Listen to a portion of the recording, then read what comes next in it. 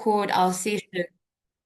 There we go. Yes, we do record our sessions and make sure that after the sessions we can have something to go back to. But what happens before you hit the record button is that there are things that the client will share with you once you've built a relationship with them.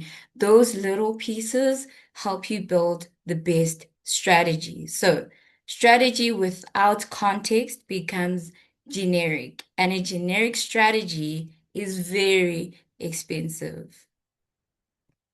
Number two, deep human connection.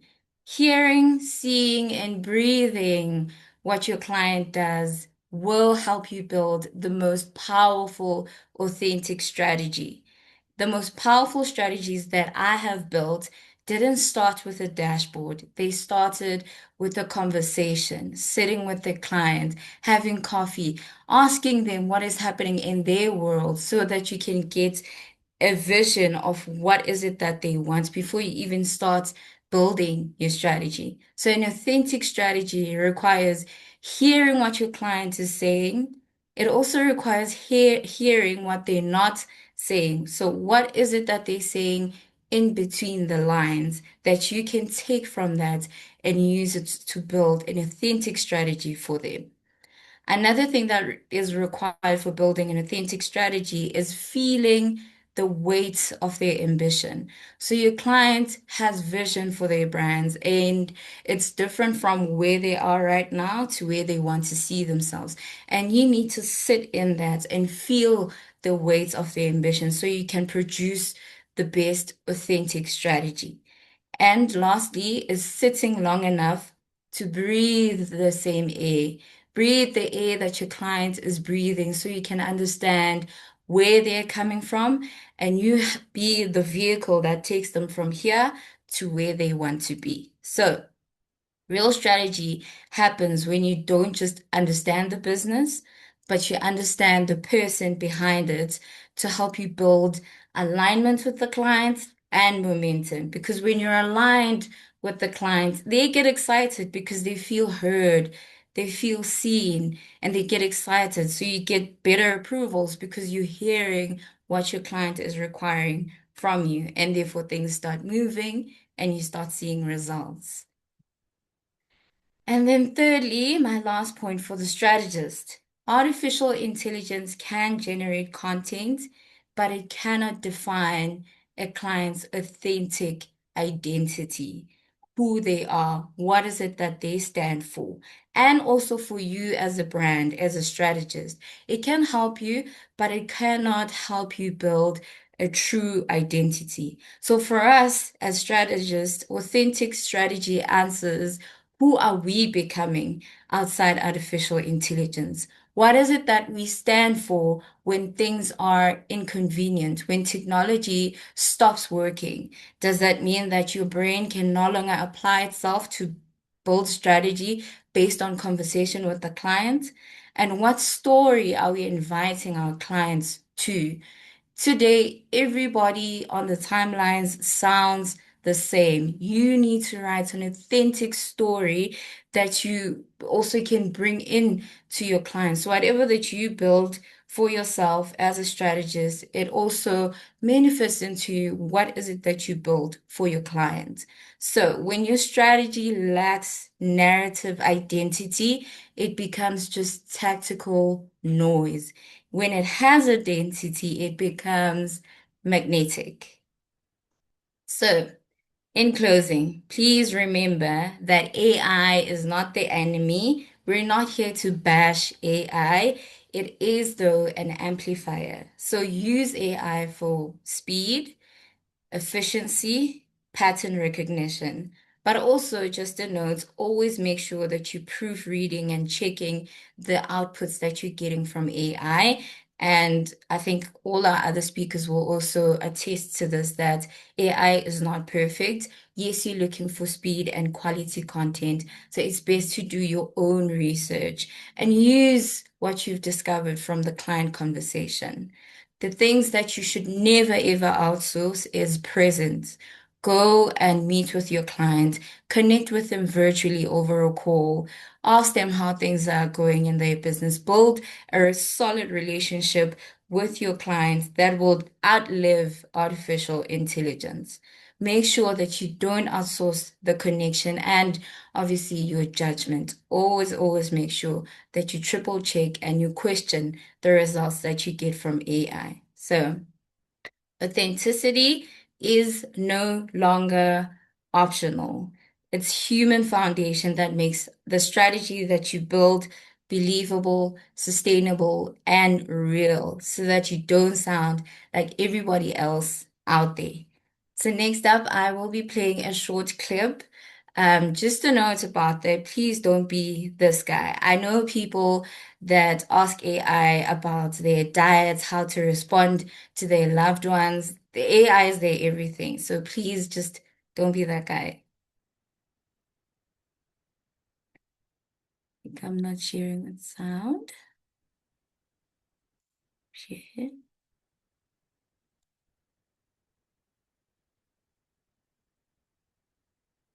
Yo, Lucas, you want to go for a drink tonight, bro? Getting a drink sounds great. I mean, you're socializing with friends, getting out of the work hard life, and you know, it's awesome. Let me know where you are and what type of drinks you want to go for, and we'll take it from there.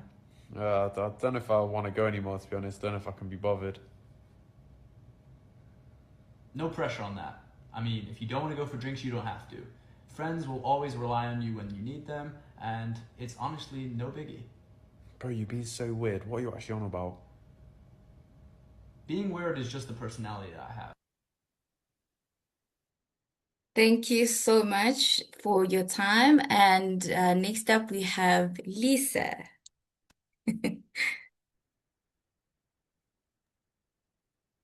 Thank you, Mpho. Yes, Lisa is joining us and coming onto stage as you go backstage. All the wonderful joys. Welcome, Lisa. I'll guide you through for screen sharing. You just need to click on share and share your content only, and that will then bring up your share screen. Okay, give me a second. No worries. Thank you, Paul. It was great to hear some insights about strategy. Sometimes we forget about how humans need to connect with one another for the best strategy. We are sharing. Welcome. So you can present and go for it, Lisa. The stage is yours. Thanks, Noleen. Hi, everyone. Just having some challenges technically. So I hope you can all hear me and see the presentation. I'm going to put it into presentation mode and get started. So thanks for the invite. Today I'm talking about humanity at scale and AI and the future of customer experience. And I think what's fundamental for today's presentation is really talking about how AI doesn't replace the human experience, rather it's there to amplify it, or if you don't manage it correctly, ultimately it would erode it. So we're going to talk through today setting the scene, having a look at the South African customer, understanding the nuances of the South African customer and some of their expectations, AI and the scale paradox. And then we're going to look at AI and CX in terms of what works, what doesn't work, the application and some examples, and then summarizing with the competitive differentiator in terms of AI and CX and its application. Just going to hop on. So setting the scene. So this comes from some local South African research just about the South African customer and what they're looking for. So this particular piece of research spoke to, and it was from the 2025 Customer Experience Report. They interviewed a good number of customers. I think the sample size was 40. I will double check, 40,000, not 40. We got some really great insights that I think are worth sharing today. So the first is that customers still place tremendous value on human-backed experiences. And given the nature of the conversation we're having today, I think there's something fundamental in that. Ultimately, it tells us that there's a need to traverse both the digital and the physical to meet customer expectations. And, you know, the best thing about what customers said in this research is the best thing about experience was being made to feel like they're the only client. Or, you know, that's why stores and branches and even call centers play a massive role in giving people something real to connect with, and it helps the brands be memorable and stick. You know, also just having a look at, you know, call centers and the experiences at call centers, more often than not, they're likely to deliver a bad experience as opposed to a good experience. You know, and to take full advantage of human-backed support and mitigate the potential to disappoint, organizations need to empower support teams with information and resources to effectively assist customers. We also can't forget the importance of aligning the employee experience to the customer experience and create healthy workplace cultures where staff are motivated to play their part in delivering great customer experiences. So just having a little bit of you know, look at this research and some of the outcomes of this research or the findings, we see where customers had their best and worst experiences with organizations. And we see that, you know, it can be often a very good experience, but most likely, well, more often than not a great experience when customers are interacting with a service agent, not face to face. And I think there's something quite poignant in that it has the potential to be the best and the worst. And I mean, from a marketing perspective, receiving personalized communication, customers really react well to that from a South African perspective. And there we see, you know, social media, the engagement, it kind of oscillates between being good and bad with that 2% difference. So, you know, very, very important because it does back the discussion we're moving into around AI and how we can always support customers having the best experience across all of these touch points without losing that human feeling. So again, human-backed touch points win loyalty by investing in both in-person and people-driven support channels, especially for help and issue resolution moments. You know, brands can really earn loyalty. If we align employee experience with customer experience, we see the harmony between the two, and ultimately the service delivery to customers, it shows in that. And loyalty is again about trust, value, and simplicity, and customers truly value that. Moving along, the research also came out and told us that empathy is always important, you know, when engaging with customers, and it stands out as being important when resolving an issue or a complaint for customers, or when they're asking for help using a product or a service. And again, that empathy piece is not something that can be recreated by AI or bots. I know that people will try, but ultimately that human experience really does need to be emphasized when customers are dealing with issues or complaints, or they're struggling to use a service or product. And ultimately that boils down to us sitting in a place where we're balancing people and processes and trying to find the best of both to deliver that optimal customer experience in whichever journey your customer is navigating. So into the artificial intelligence, to me, it's kind of like a match waiting to be lit. It's probably already lit. And the next part of this is speaking to where AI fits in and how we go from here. So, you know, the scale paradox. AI is fantastic in helping us scale and serve millions of customers in such a manner that, you know, we almost have a personal relationship with them. And a great example of that is the Amazon's recommendation engine. It serves over 300 million with individually tailored suggestions. And in that use case, it makes tremendous sense. But, you know, the risk is also there. Scale without empathy creates the illusion of personalization, and it makes it feel hollow. And I'm sure you guys have all had those experiences as well. So, for example, you know, a customer who loses a loved one keeps receiving gift suggestions for dad for Father's Day leading up to Father's Day. You can think that that would be not the best experience. So it's all about finding that, you know, balance, as I said earlier, between the efficiency at scale and making sure there's emotional resonance at the individual level, which is really cool in terms of how you're planning and how you use AI to better service customers and engage with them. You know, in some examples where AI gets it right in customer experience, you know, from a speed and availability perspective, KLM's Bluebot handles over 60,000 customer conversations per week. It rebooks flights. It answers baggage queries all via WhatsApp. And ultimately, you know, customer satisfaction increased as wait time dropped from hours to seconds. And that's a fantastic use case. Bank of America's Erica, which is also an AI bot, handled 1.5 billion client interactions. And unlike a call center agent at 4:58 p.m., you know, Erica doesn't get tired. She'll give you the same quality answer at any hour. So, you know, that's a lovely part of AI. AI can also help with pattern recognition, and Spotify is a fantastic example of that. The Discovery Weekly predicts what you'll love before you even search for it. And then weekly you get your top suggestions for the week that you can listen through to. And I'm definitely one of those people who looks out for that and loves it every week. Well, you know, personalization at scale is another thing to consider. Starbucks Deep Brew analyzes over 400 variables to provide personalized app offerings. And this has seen a 7% increase in revenue per customer, which is quite phenomenal. And the next slide, or the next part of the spreadsheet, is actually a video about just that, Starbucks Deep Brew analysis. You guys can all hear me? I just see some things.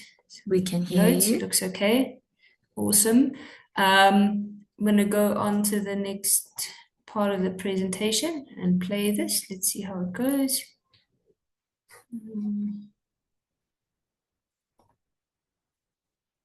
Oh no.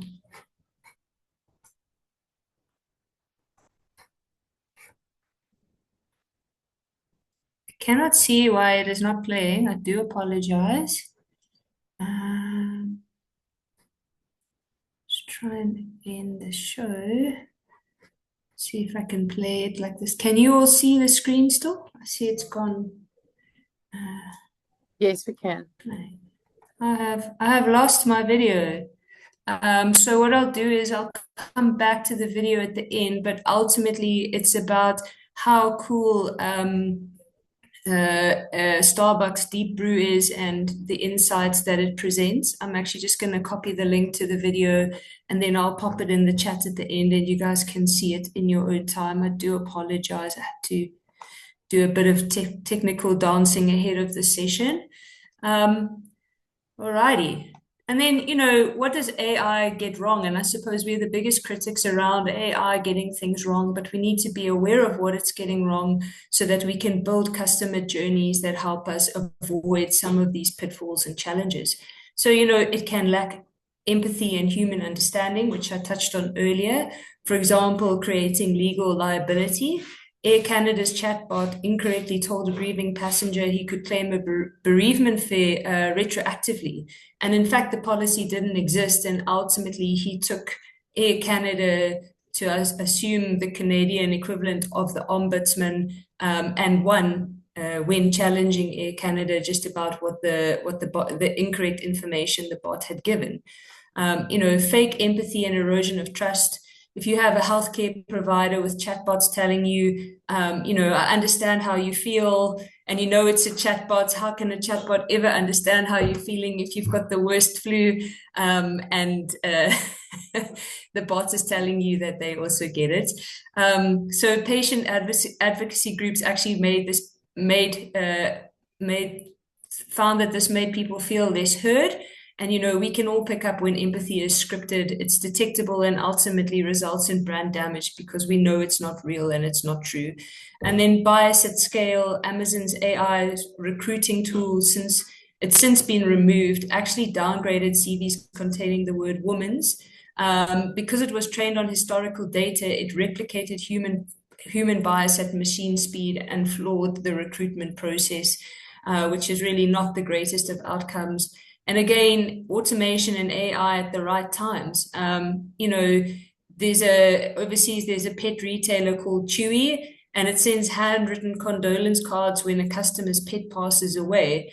And I mean, that's like a human gesture that's just not replicable through automation or AI.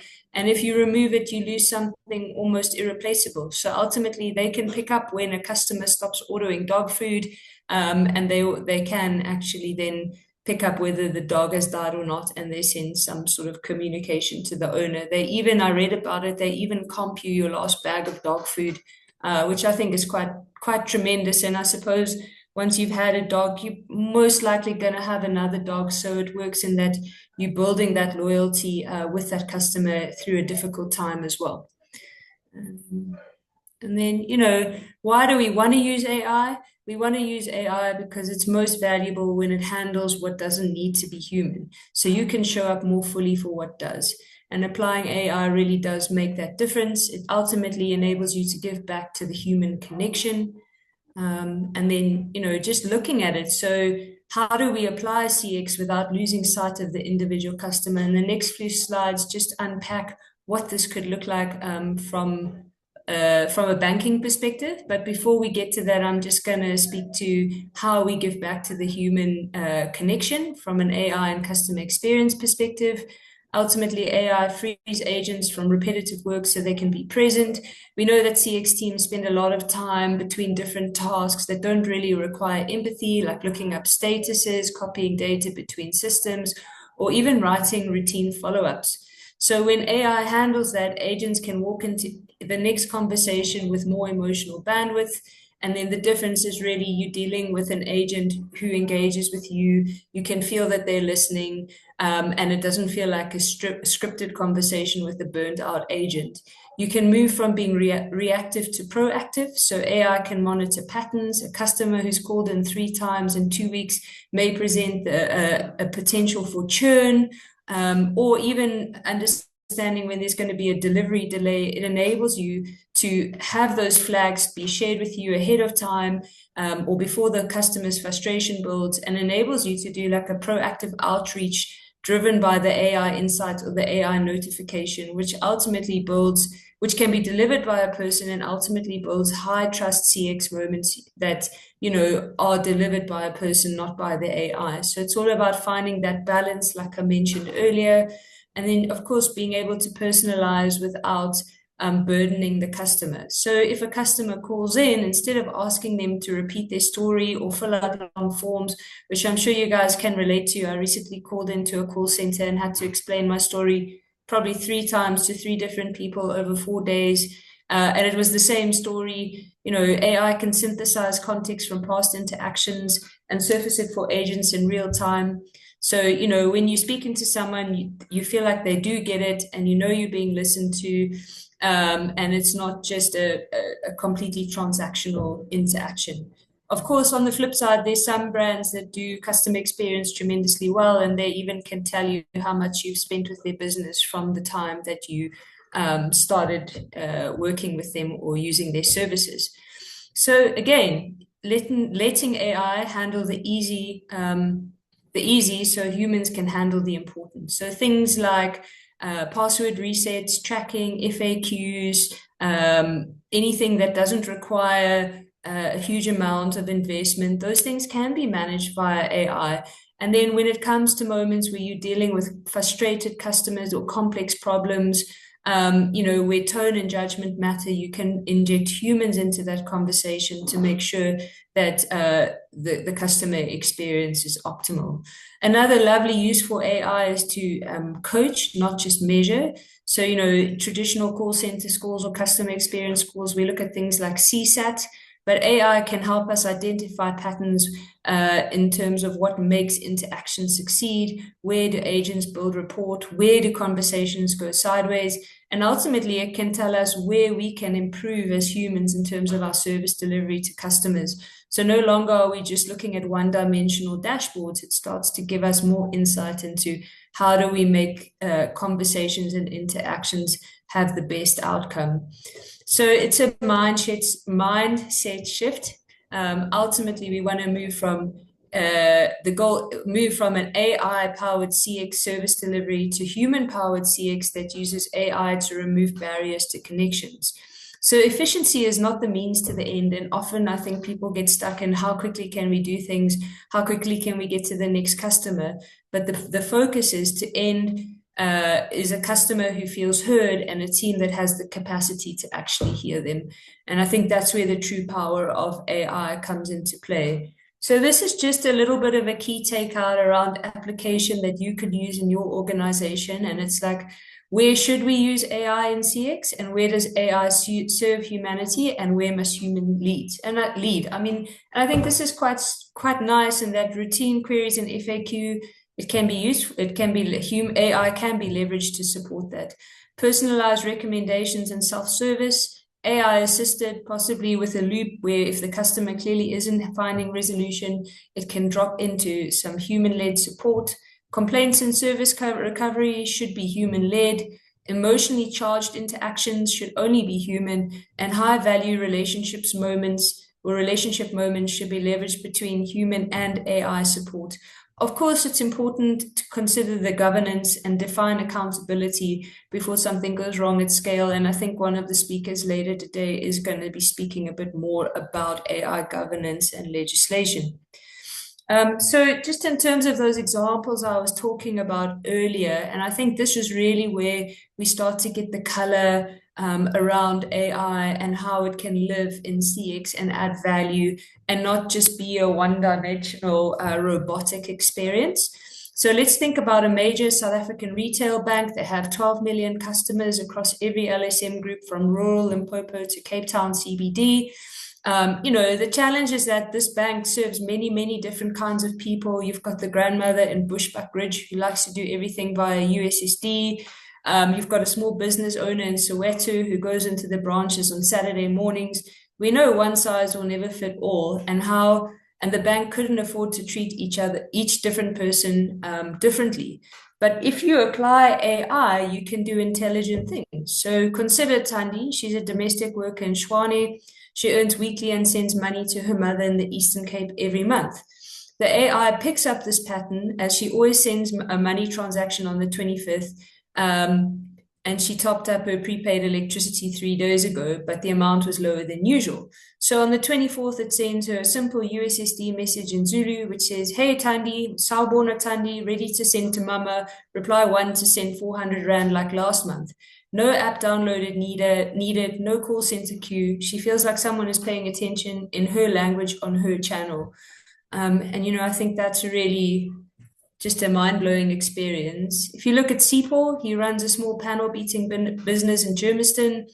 He's been swiping his business card more than usual, and the AI picks up that he's losing money before he's spending a lot of money, and it can see that his expenses are climbing, but invoices aren't coming in. So before he hits a wall, the app sends him a message that says, "Looks like your business has been busy. Want to see if you qualify for a 30-day bridging facility." When he taps through, a business banker calls him, already briefed on his trading history. So there's no paperwork avalanche, and he feels like the bank actually understands his hustle. Another great example is Willem, a retired farmer near Stellenbosch. He's never downloaded the app, and he's never going to. AI knows that he's been banking in this branch for 30 years and calls the same advisor every time. So when his fixed deposit is about to mature, the system doesn't just send a push notification into the void. It rather sends an alert to his advisor, Mariki, who phones him on Tuesday morning the way she always does, and he feels like nothing's changed, and that's exactly the point. There's also Naledi, a UCT student. She's been Googling first car finance, and her account shows that she just started a part-time job. AI doesn't bombard her with vehicle finance ads. Instead, it nudges her with a short, friendly piece of content in the app.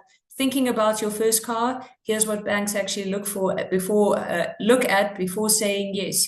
When she's ready, the pre-qualification is one tap away, and she already knows her income and expenses. She feels guided, not sold to.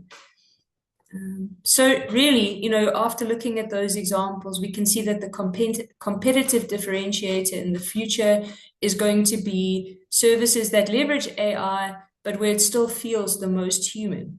If you can make it a human experience, that trust will increase your balance sheet. So customer trust, of course, compounds or depletes with every AI interaction. And of course, you would want it to be compounding. And in 2030, we know brands customers love will have used AI to give back time to human connection, not replace it. And just one last thought is, in terms of meeting and exceeding customer expectations and empowering team members to do their best, the Ritz-Carlton actually gives every employee a $2,000 discretionary budget to resolve a guest issue without manager approval. So can you imagine if AI was in the mix and flagged a frustrated guest in real time and alerted a staff member with full context so that the human could intervene with exactly the right solution? That's just an example of of AI amplifying human judgment without replacing it. So in closing, humanity at scale is not a contradiction. It's the design challenge of our era. AI gives us the tools, leadership decides what we will build with them. So draw a clear line, AI for efficiency, humans for empathy. Define governance before something goes wrong at scale, and remember that the winners will make AI feel the most human. And that's me. Thanks, everyone. Thank you, Lisa. You can take Lisa backstage again. Thank you so much. I am excited to be the next presenter. The next presenter, we had to just do some quick swapping around due to challenges. So I'm talking about bringing back the H into human. I'll present now. But picture this. In between meetings, I'm running off to the kitchen so that I can quickly make that cup of coffee before my next client call. And in my haste, yes, I grab what I think is the sugar instead of I take the salt. And I put it into the mug and take a sip as I'm sitting down for my meeting. And yes, the gulp is really not so great. This just reminds us that humanity needs to be brought into the situation of what we're doing.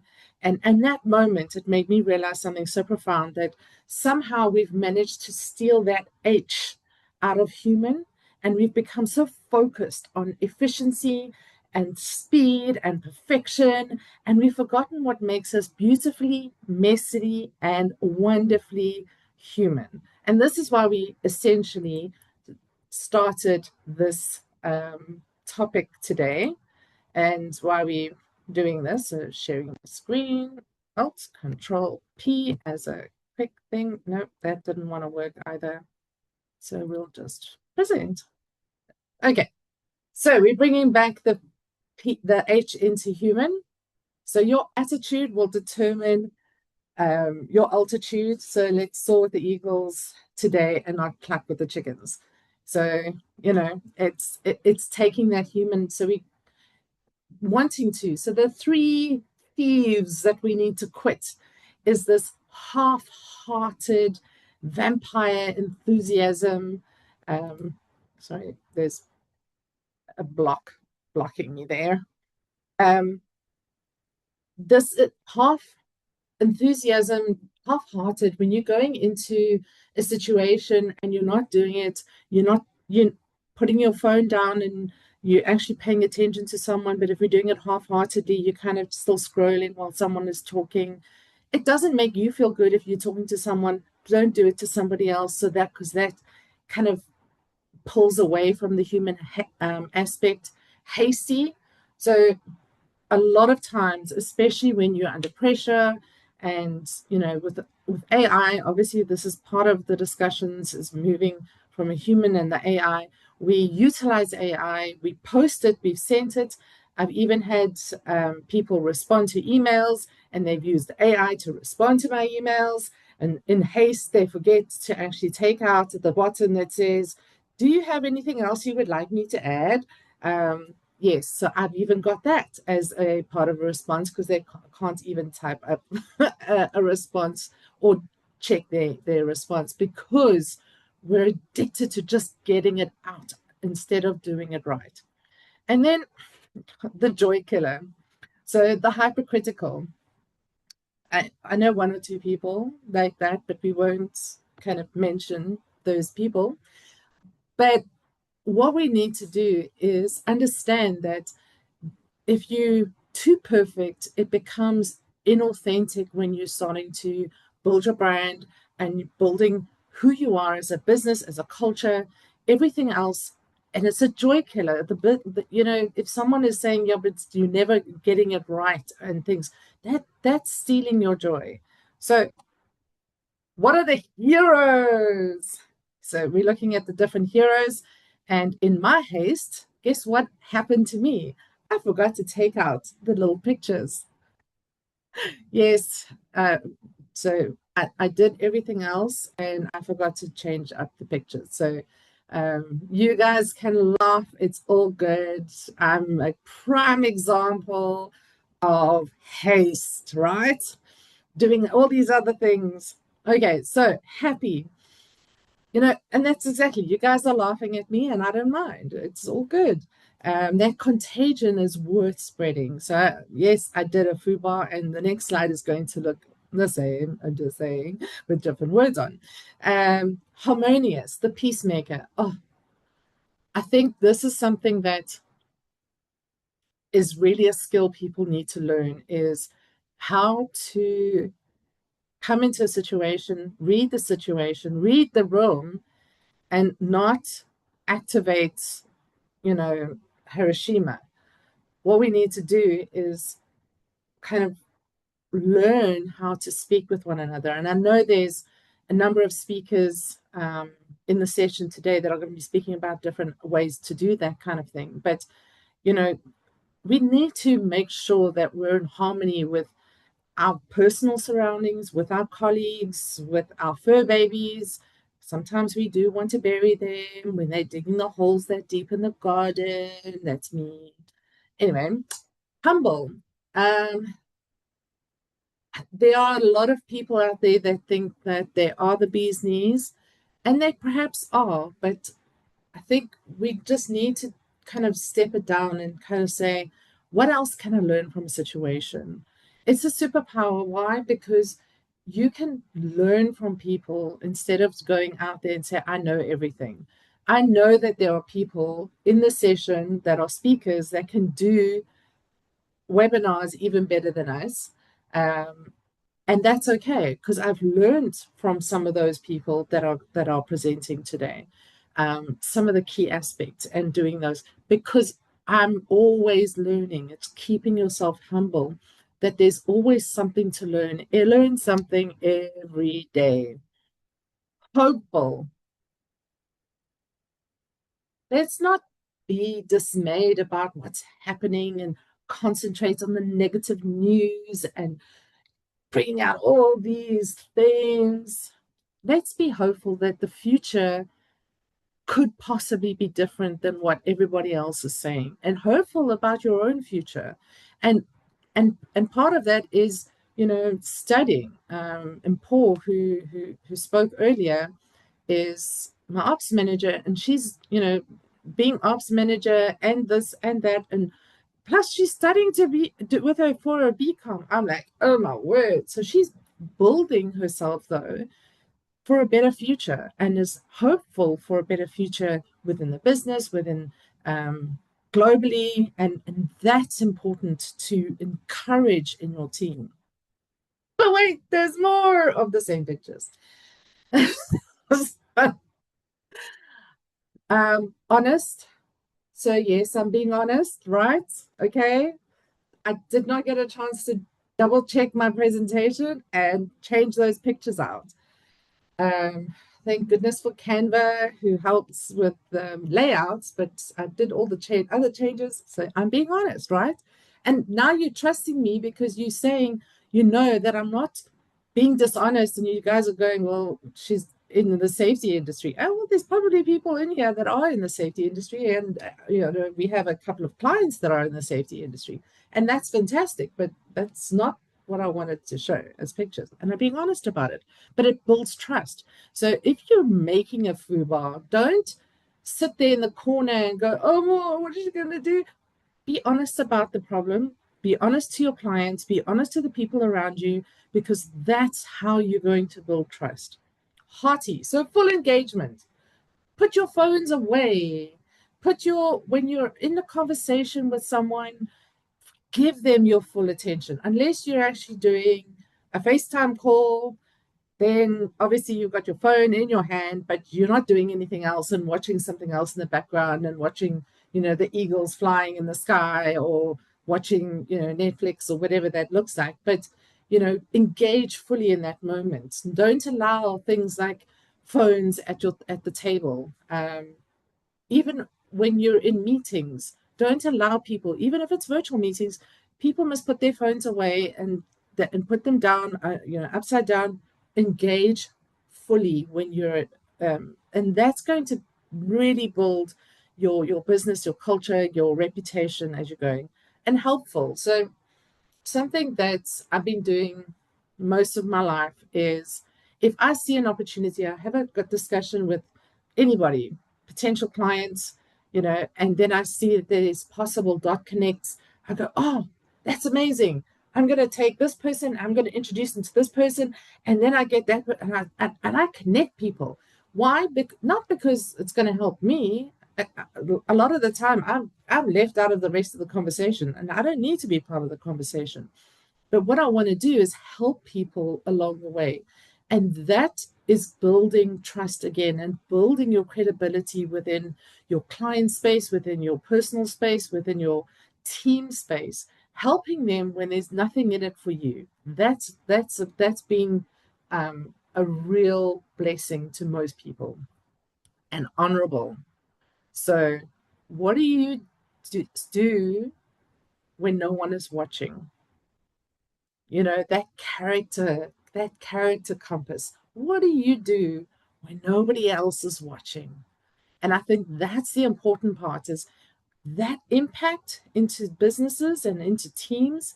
Make sure that you're constantly learning and being honorable, and lifting things up and helping where you can, and living out a proper character in terms of who you would like to be. Yes, we are human, so we fail. And guess what? AI fails too. I'm just saying, I won't give away anymore.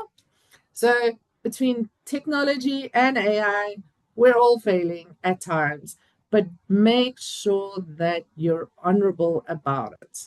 So, which one showed up most for you? Give me a heart if that's the one that you've been doing things half-heartedly. Hasty, give me a thumbs up, because we just thumbs up when it's like that. Hypercritical, give me a sad face when, if you're the joy killer in the team because you're just reading everything all wrong. And I think it's just a moment to reflect and, go back and go, like I was hasty and I didn't double check. My team double checked something else, and they were like, so the arrows are going over some of the text, and I'm like, okay, thank you, please fix it, because I was doing 17,000 things this morning. So yes, it's all good. And if you are, recognize it. When you show up that way, recognize it so that you do better next time. So, daily H habits to restore your practices. Morning H intention. So choose one hero focus for the day. What that would be, I'm going to be helpful. I'm going to be honorable. So you should be all of them. But again, we're fallible, just like technology.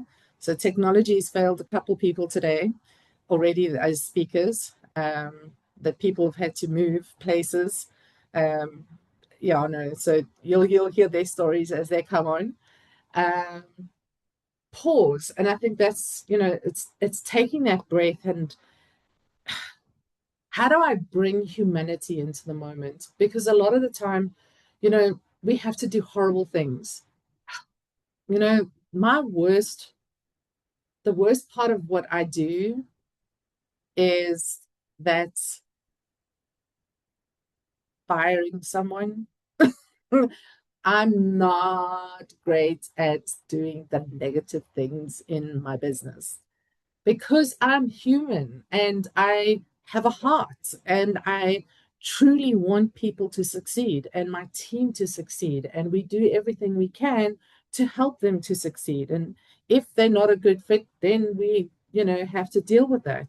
And I know that many of you have gone through that process, either, vice versa, where you're being fired, or, the other way around, where you've had to have a discussion and say, well, actually, this person's not performing. We need to go through the process.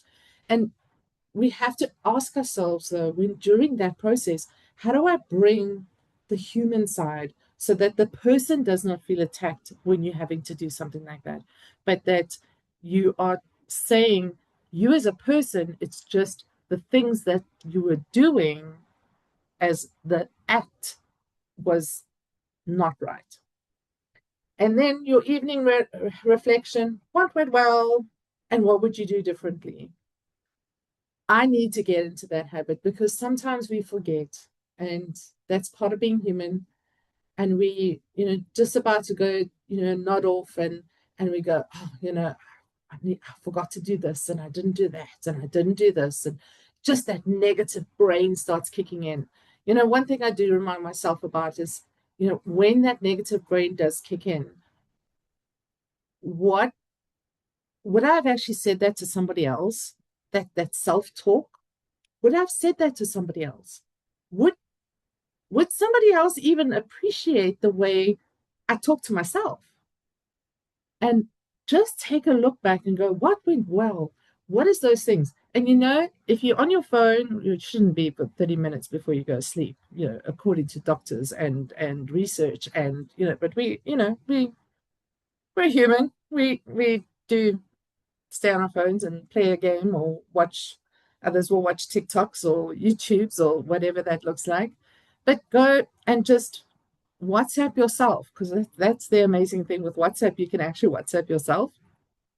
Fun fact, my son at some point decided to change my name into Crazy Lady, just by the way, just for fun of it. So I was messaging myself to Crazy Lady from Crazy Lady with love. But I'll WhatsApp yourself to remind yourself on what went well that day and what to do differently tomorrow. It's going to be a really good practice, so that you can remember that you're not as bad as what you think you are. So I'm coming towards the end of my session. We do have another free marketing session coming up. Check our socials for our permission-based mastery, social selling without the ick. You get all those spammy, wonderful messages. Yeah, no, we don't like those. How to do it so that you're actually adding value, and just helping people along that journey. So if you check our socials, you'll see it's there. And I would like to thank you. So that's the end of my session. And that's Bugsy, by the way. Bugsy has his own page, has her, because LadyBugz are hermaphrodites. So Bugsy has her own showcase page underneath LadyBugz. You can follow. It's our team that's got a voice and will say something that they've done today, or when they feel like having a voice. And Bugsy's at work, or not at work, sitting on a mushroom somewhere, because I've got these huge mushrooms growing outside in my garden. So we have fun. I want to go to questions, so I'm going to stop sharing. And Paul, you want to come on screen with me, and we can maybe go through a couple of the questions? I think we have time, right? We've got 5 minutes. 5 minutes, yes. Okay. 5 minutes for our next speaker, who will be, let me just double check. Sorry, guys. This is the joys of Glenn. Okay, so Glenn is up at the top of the hour. Some of the questions that were being asked, the Crazy Lady story. So, do you think that there should be safeguards put and limits put in place so that people don't primarily use AI in their workspace? I think that Dr. Chiara is going to be answering that one for us when she gets to AI and governance. I know, and then you've also got Zama, who's also one of our speakers. So it's maybe something, as you're kind of going through that. Is there other I questions? can say that with not checking your work with I do have an embarrassing story with my assignment. So I asked AI to help me with an outline, not the whole thing, an outline. I took the outline and I filled in based on my research and everything, and I submitted my assignment.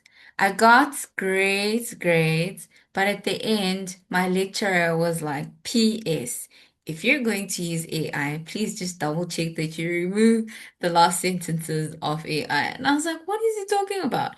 I went through my assignment. It's there. Uh, would you like me to give you more context regarding you? I was so embarrassed. Uh, Okay, so I can share another embarrassing story about AI. And my friend Sebastian, who's also going to be speaking today, I the blind copy and paste, yes, Sebastian, it's yes, bad. exactly. So I wrote an article and it was based on two pieces of research, and it was a submission for SME South Africa.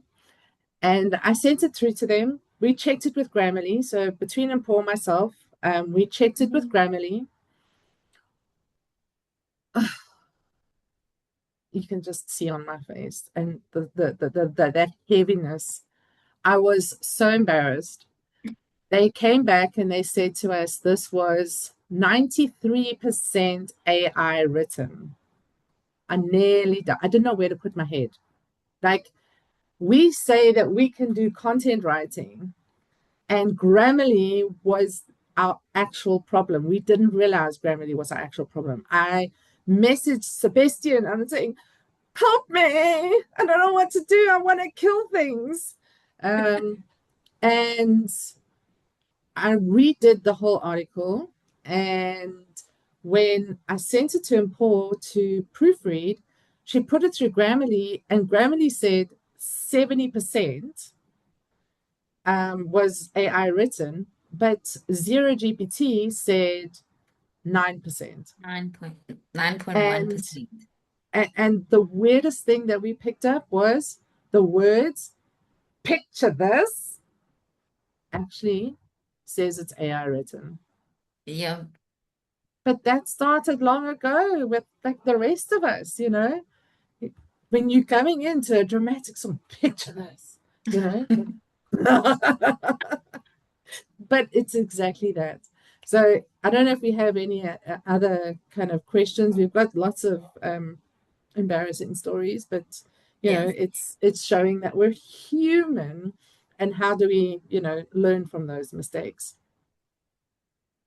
Oh, 100%. people these days say imagine this. Okay, imagine all these people. Okay, sorry, Yeah, I'm and babbling. there are tells now of AI. So when you are putting out content, just be mindful. We can spot your content with the lo and behold, the dash. Just There, pick that your that dashes, dash. Oh, please. that dash is everywhere now. And it's just now we just do the eye roll, the big eye roll. So that's Yes, it. yes, So, Julian, will you bring Glenn up so that he can come up on stage? And thank you, Paul, for co-hosting the in-between session with us. yes. And as Glenn comes up, he's going to take us through his journey and his story. Even if you read books nowadays, most of the text. Yeah, it is frustrating. Welcome, Glenn. I'm Thank you going to very go much, off honey. stage, and the stage is fully yours. Thank you so much. Appreciate that. Um, so interesting that listening to Mpho and Lisa and now Noleen and everything that you've spoken about, I'm actually going to be talking from literally the human perspective. And so my talk is really about finding your gift. And that's what we'll be doing today. So just for those that don't know, Glenn Jones, I do life and business coaching, I do counseling and mentoring. But I like to call myself your personal locksmith simply because I really believe that so many of us have incredible, amazing potential inside us that I help you unlock and help you step into destiny. So that's pretty much what I do. But yeah, let me start this talk with a statement. And the statement is simply this: you are not a biological mistake. I want to repeat that. You are not a biological mistake. I think so many people have it all wrong today. So, you are a gift to society. You have gifts and talents and ability locked up inside you. And it's effectively what I call latent power, dormant ability, untapped strength, reserved power, unused success, hidden talents.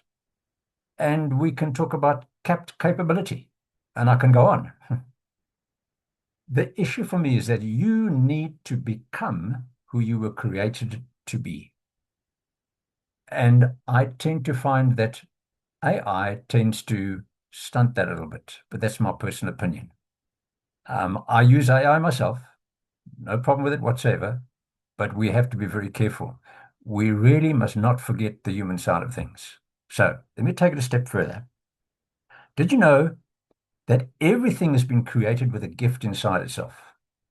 So if I take a pen, what is the purpose of the pen? It is to write, obviously. What's inside the pen is ink. So the gift to write is inside the pen. If I have a seed, then the inside of that seed is what's going to come out, is the gift. In other words, a tree, a bush, a shrub, a plant, a flower, etc. It's inside the seed. The same with us. It's the way we've been created. We have a gift inside us that we need to give out. So, if I had to give you a definition of this, it would go something like this. A gift has the inherent capacity to fulfill a function that meets a need in society. And so that's why I say you need to meet a need in society. And yes, you can use AI to do that as well. So everything starts with a thought. And for me, it then moves to a vision. And vision for me is such an important aspect. It is such a powerful tool and a gift that we've been given. And I often talk about the biggest nation in the world. And then I typically ask people, what would you say is the biggest nation? And the answers that I get are typically, once again, India, China, Russia, etc. But that's actually not the case.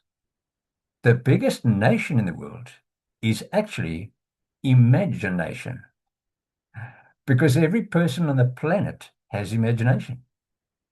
But we use it for nightmares. So let's start using that gift and using that imagination and the power of vision.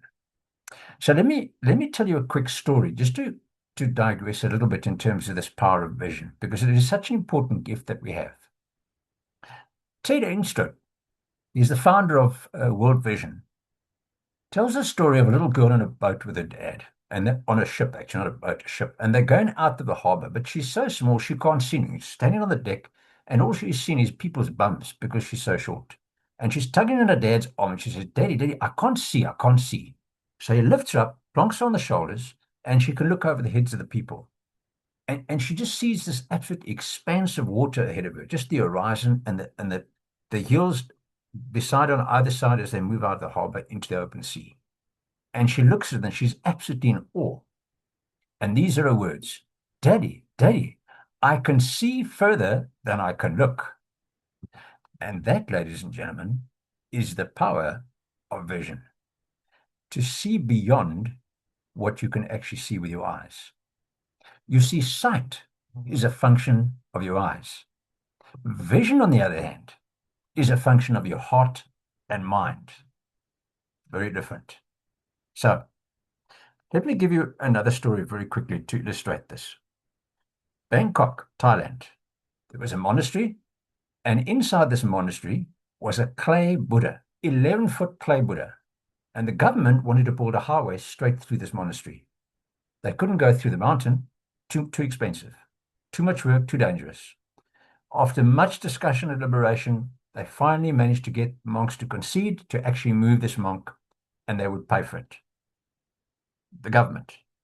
So the day comes along, they bring a crane along and they lift up this Buddha and they move everything across. And as they're moving this clay Buddha, the clay begins to crumble off. By the time they get this Buddha to the new position and drop it down, all the clay falls off. And what is revealed? Pure gold. So what you see sometimes is not always what is there. And my next question is simply this. What is the gold inside you that needs to be revealed? Because there's gold inside you. There's a gift inside you. So let me get back to that gift. Your gift needs to be released. A gift is something that you give to someone. So we've once again got it all wrong. We think that the gift is for us, but no, the gift is something that you give. It's for someone else. That's the definition that I gave. Most people think it's about a title or a profession. And again, that's wrong. If I'm a doctor, a lawyer, an attorney, that's the title. That's the profession. Okay? People are motivated by economic potential, but one needs to actually look at personal fulfillment. And that's the important aspect. So often I ask people as a coach, I ask them, what is it that really makes you tick? What is it that you really want to achieve? And here is the answer that most people give me in today's times. Financial freedom. And unfortunately, that's just one aspect of life. So I talk about three different aspects. I talk about the problem, the aspiration, and the solution.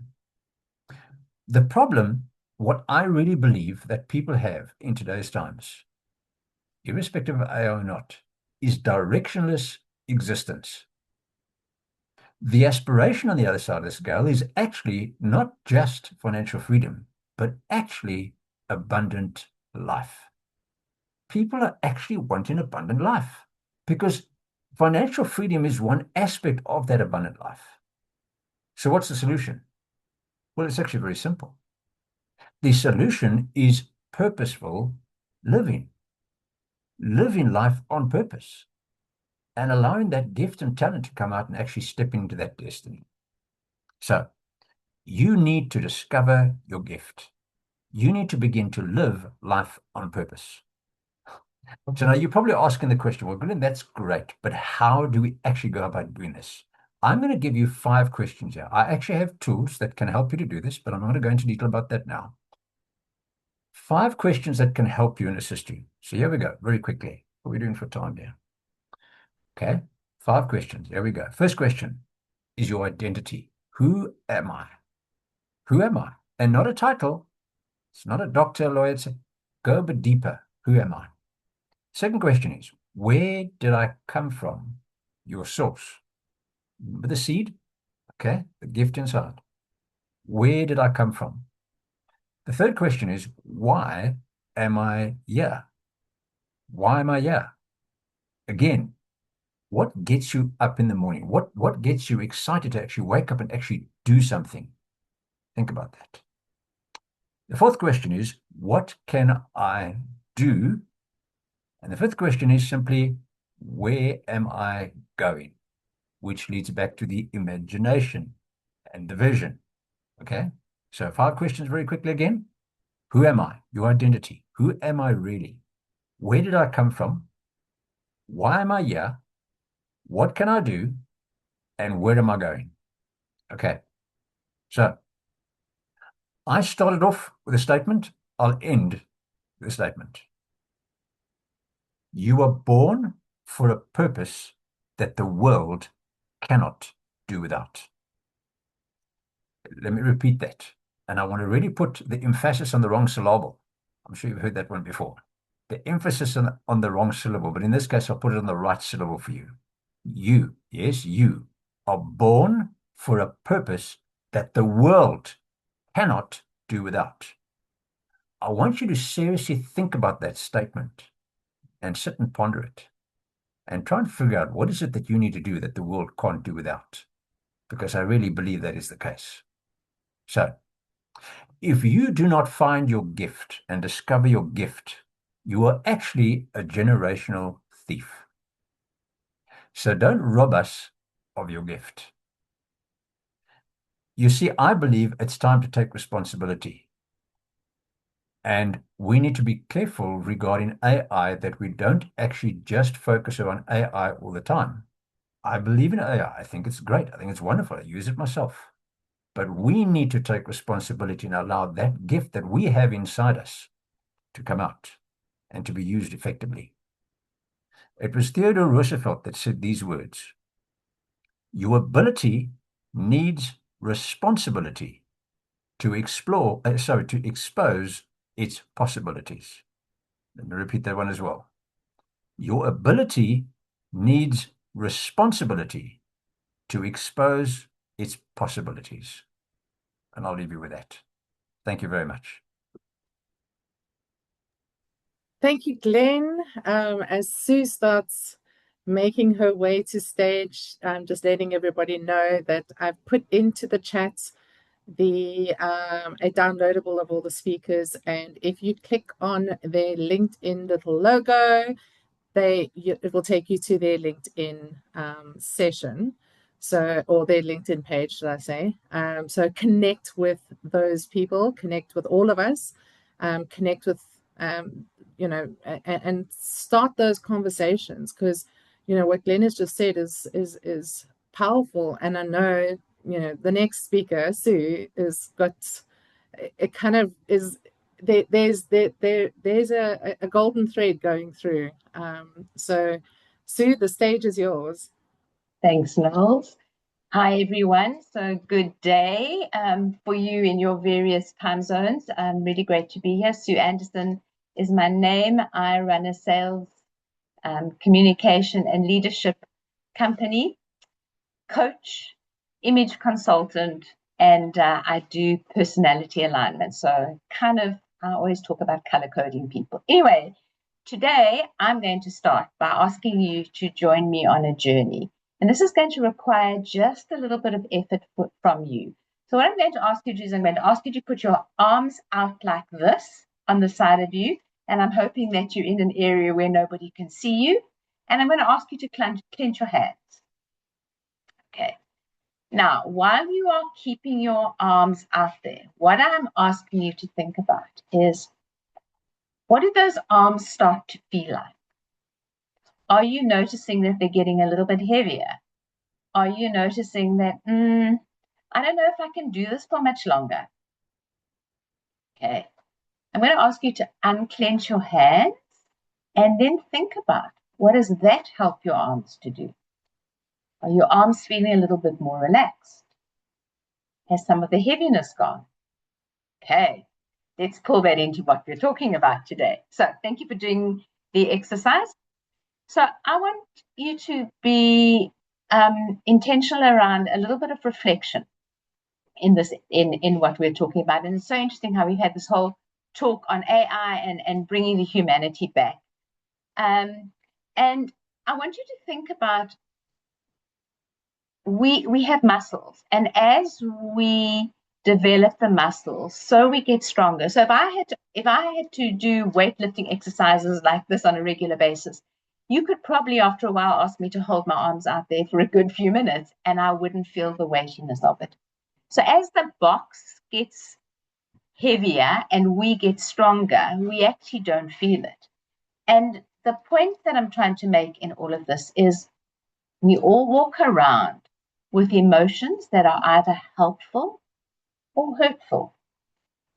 And so I've called my topic Sorry, Not Sorry. And the reason why I've done that is, I want you to really just think about how we navigate our emotions. And, so many people are turning to AI for help with their emotions. I was speaking to one of my clients the other day, and she just said to me, she said, well, I go to AI if I'm not feeling so great, and AI helps me. And I'm going, yeah, that's all good and well, but we have heard that things like empathy, etc., are sometimes missing. So when we're looking at helpful and hurtful emotions, they have a direct impact on our branding because we show up in certain ways. And our clients read a lot of the things that we may not even be fully aware we are projecting. And so what I want to share with you today is just a few thoughts around how do we start to identify some of those hurtful things in our lives, and how do we start to work through changing them into something that's helpful. There is a gentleman called Viktor Frankl, and he wrote a book, and he spoke about the fact. So let me just read it to you because it's an incredibly powerful statement. It says here, between stimulus and response, there is a space. In this space, it's our power to choose. Our response. In our response lies our growth and our freedom. Between stimulus and response is a space. We can make a choice. So, saying that, the concept of sorry, not sorry is really about that. We have a choice. So I want you to take a moment and I want you to think about this. Ever had somebody hurt you and move on, as though they didn't have a care in the world, but they left you sitting back going, that was unexpected, or scratching your head and going, I don't know what just happened, but something did. And it almost binds us and it keeps us in a helpless and a powerless state. We can do one of two things. We can bash back. I've done that often. Fight back and go, no, hold on a second, you're not going to get away with this. And I can see that when I speak to the person, I call it Lufthansa, it goes over the head. They have no clue what I'm talking about, or they don't actually care. Or you can actually sit and pause and go, okay, so what just happened? And maybe I'm going to choose a response that is different. And so the term sorry, not sorry really comes from this idea. There are people in our lives who hurt us, not always intentionally, but their story is, I'm going my way. I don't care whether you're on this trajectory with me or not, but this is my life and I'm putting myself first. And I want you to think about what are some of those emotions that you experienced when somebody did that? Because the whole concept between sorry and not sorry is exactly that. It's about me. I don't care how you feel, what you're thinking. I'm looking after me. And the sad thing is that things like social media have started to drive that narrative even more strongly. And it's coming out more and more and more. Okay. So there's a lady called Naya Rivera, and she says, I'm sorry, but ... You're either sorry or you're not sorry. So when we talk about negative emotions, think about it from your point of view, think about it from other people's point of view. Sometimes we use those emotions to cloud how we read other people. So you might have had a client engagement or a team meeting or a meeting with your manager, and you walk out and you go, I wonder what's happening with them today. Because I really just kind of feel like they've got something against me. Okay. And there's a saying that says, hurt people hurt people. And when we are carrying this unpacked negative emotion, it has a direct impact on our brand because it makes us incongruent with who we are. So if you talk about authenticity, authenticity is, does the internal map out with the external, and how do I respond to that? So if I look happy or I feel happy, then I'm going to look happy. I'm going to smile, hopefully. And I'm going to maybe bounce around a little bit and go, oh, this is a really great day. There's no ways that if I'm feeling happy inside, I'm going to be frowning, because that makes it incongruent. So authenticity is around understanding that if I'm seeing the world through hurtful emotions, it's clouding the way I see the world. It's clouding the way that I respond. There are a few things to think about when we talk about authenticity. So, when someone has hurt me, do I own that hurt? Did I own that hurt? Who caused it? Me or somebody else? So I saw the comment about, yes, no offense, but exactly. People do these things. One of the other questions we have to ask ourselves is, do we avoid discomfort? In other words, if something feels like it's uncomfortable, am I a person, and I so relate to Noleen saying, because I've had to go through the same process of releasing somebody from the business, those hard things and those difficult things are not the easiest things to do. And you've got to be so intentional around the platform that you are coming from. Am I coming from this from a genuine, this is not working point of view, or am I doing it because there are other issues in this particular person's life that might be triggering me? And the third question that we need to think about is, when somebody does something that leaves me scratching my head, wondering what it is that I need to be thinking, why I feel so powerless and hurt and frustrated and annoyed, how am I going to respond? Am I going to choose to walk away and go, well, I don't own that? Or am I going to choose to let it take root and to create bitterness, anger, frustration, and a jaded vision? Because all of those things at some stage are going to come out in my branding. Fortunately, AI at this particular point can't really do much around this. So I think for a while we are safe.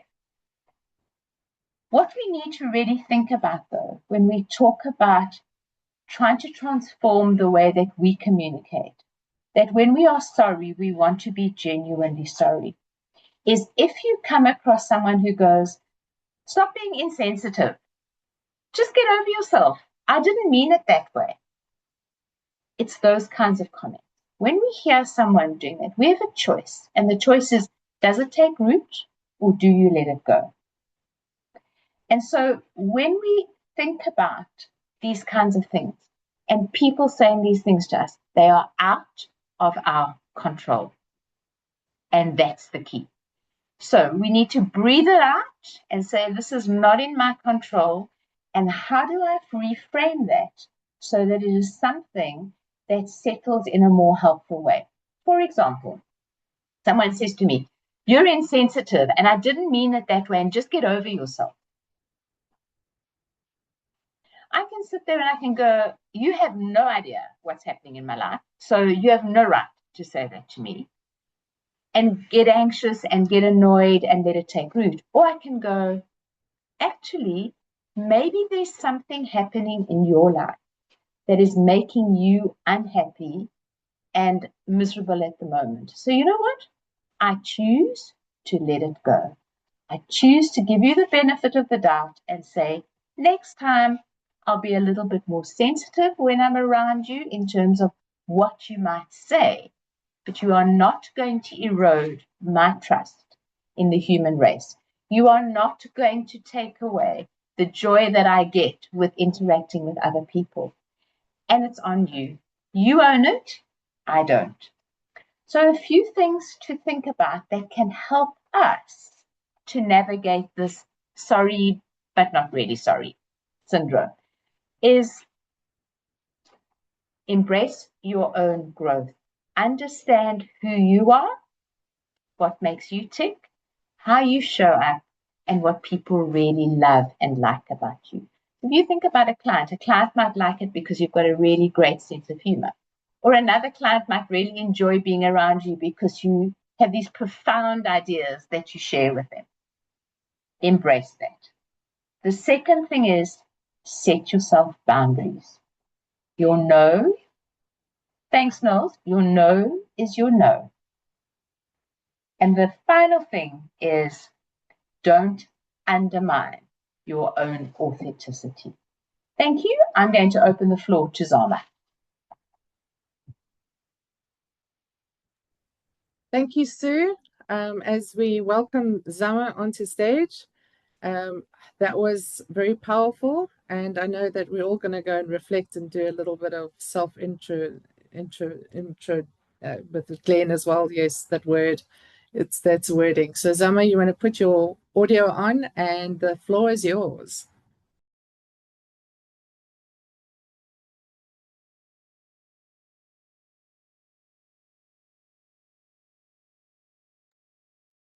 Your audio?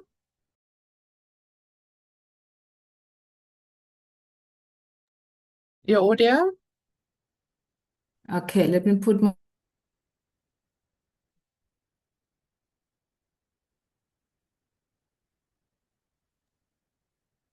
Is it now on?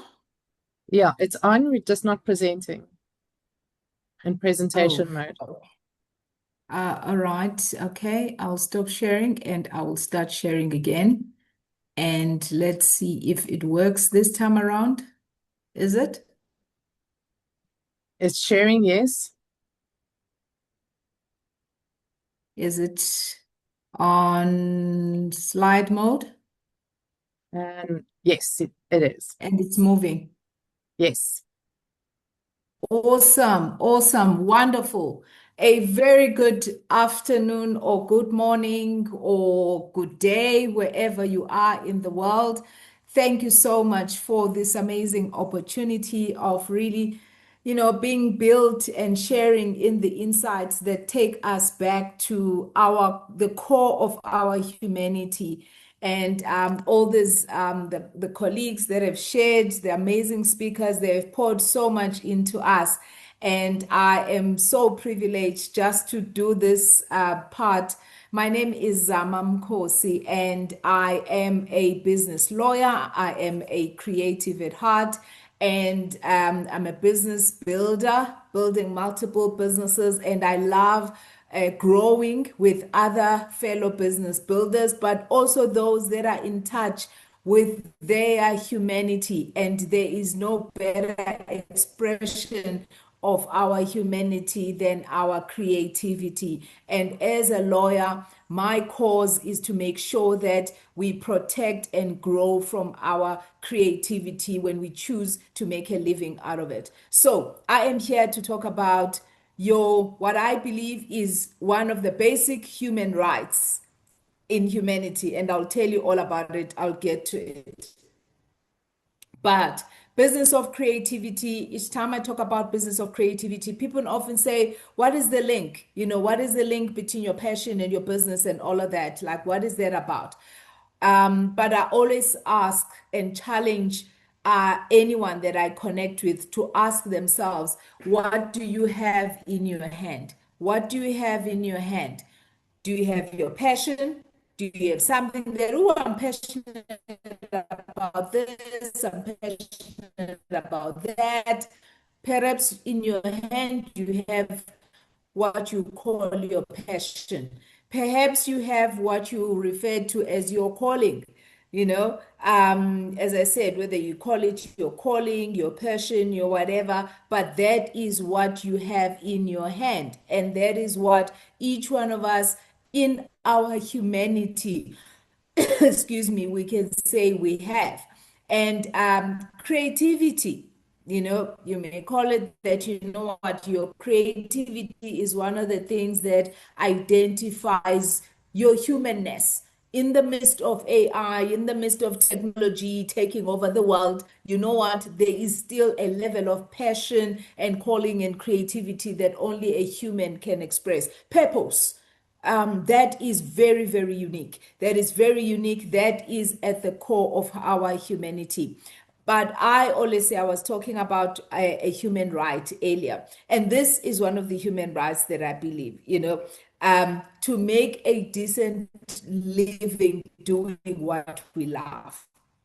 And I believe that as a core human right, that none of us should be out there saying, sacrificing to make a living, doing things that drain us, doing those things that are our passion, those things that we have in our hands. And whether it is fixing things, a calling at, what you have at the core of you. And I truly believe that each one of us have a basic human right to make a living doing what we are called for, doing what we are passionate about, doing what is a fullest expression of our creativity. I truly, truly believe that, and I hope a lot more of us on here believe that. If you do, please feel free to show some hearts, show some claps, show something. Let me see that, this is truly, truly, I'm in the company of people that believe that we are human and therefore we have a human right to make a decent and a sustainable living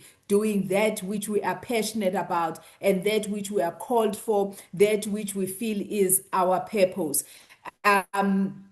I love this image, and it changes each time that I share with a different audience. But for me, it always gives me such joy to find images that represent the various types of passions and callings and that, purposes that people have turned into businesses. They have turned into ways of making a living. And these images that I have are some of them. You may find yourself represented in one of them, or perhaps not. But still, these are examples of people who are making a living out of their creativity, out of their passions, out of their calling.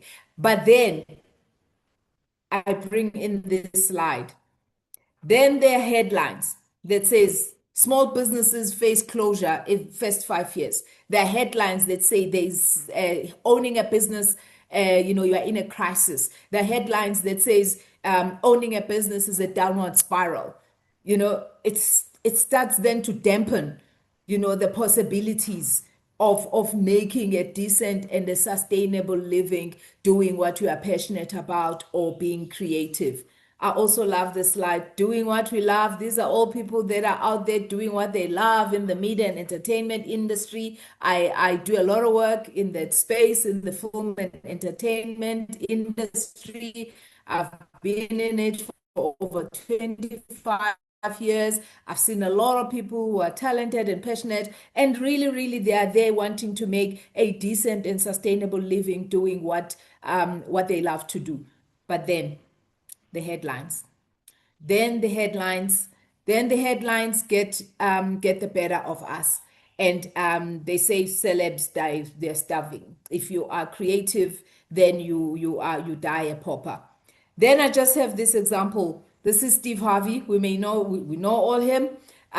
We all know him or know of him. I love, his story. One of the stories, he says he was homeless for the longest time in his career. He was still a comedian, but he was still homeless for the longest time. But this is where the game changed for him. Because of time, I didn't. You can go online.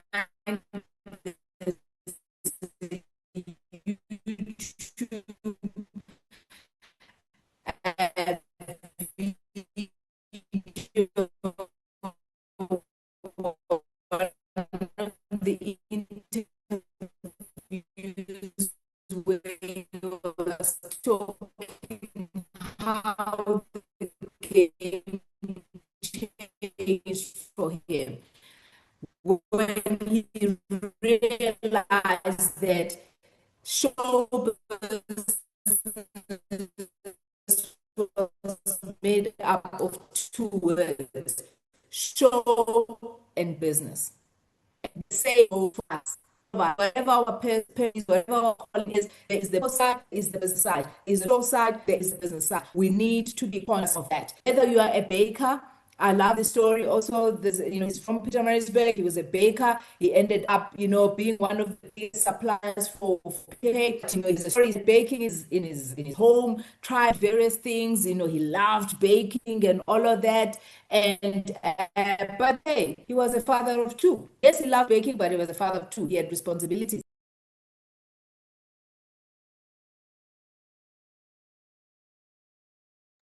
Disclaimer, that wasn't us. It wasn't because it hit the time mark. I think Zama's connectivity. Oh, that was harsh. It wasn't us. It's even though there's Zama. Zama, I think your signal died there for a second. You're Thousand on mute. apologies. This is even my backup of my backup that It's is okay. doing You this can to me. finish. It's You my can finish. backup of my backup. Let me move swiftly. Is my screen still showing, or do I need to start again? I think if you can just talk us through, because I think your screen sharing Okay, then makes you lag. lovely. All right. Okay. Let me then just talk you through. Okay. All right. But I'm still audible, Noleen, right? Please confirm. Then I can move Yes. on.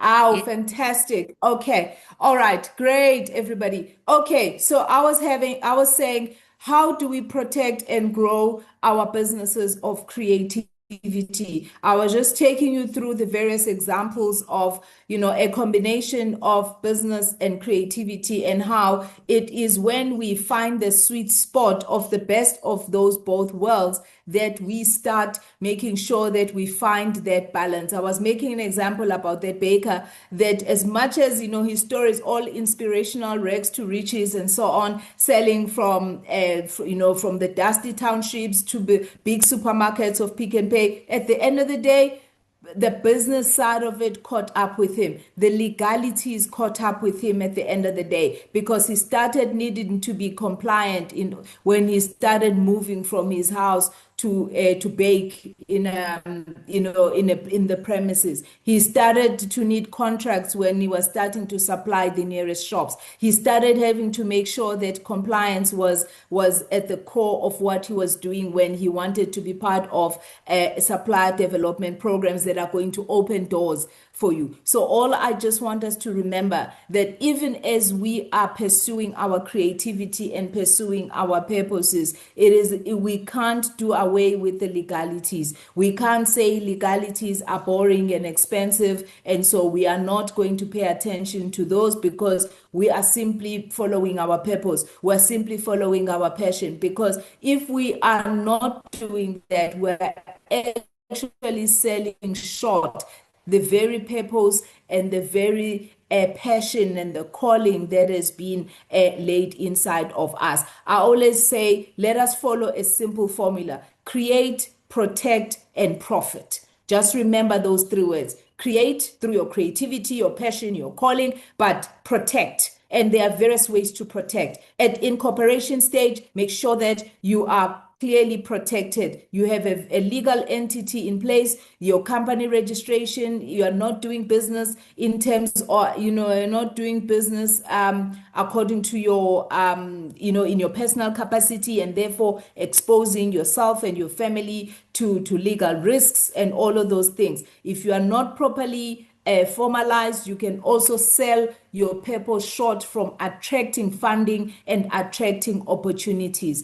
The second way of protection is intellectual property protection. There are various types of intellectual property: trademark, patents, designs and copyrights. Make sure that you are clear about those. You understand which ones are relevant for your industry, so that you can make sure that your passion, your purpose is well protected. And lastly, make sure that you have got legal contracts in place. There is no small job that you can do without a legal contract. And a legal contract doesn't have to be 40, 50 pages. Even if it is a pager that you have drafted yourself, it is still better to have something in writing, because it ensures that, it first shows that you are taking your business seriously, but it improves your customer service, because it manages expectations. When you are making a dress for somebody and they don't know when the deposit is payable, when the balance is payable, you know what? You're going to have all sorts of fights when they come to take delivery, or when they haven't paid. But put it in writing and make sure that in this way you protect your passion and protect your purpose. I am happy to engage with you further. please connect with me on LinkedIn. I am very active there. I share a lot of the knowledge that I have around the protection of our businesses of creativity on LinkedIn as well as on Instagram. I'm happy to engage further on that. But yeah, now I think I need to let the next speaker come through, and I apologize again for that connection interruption.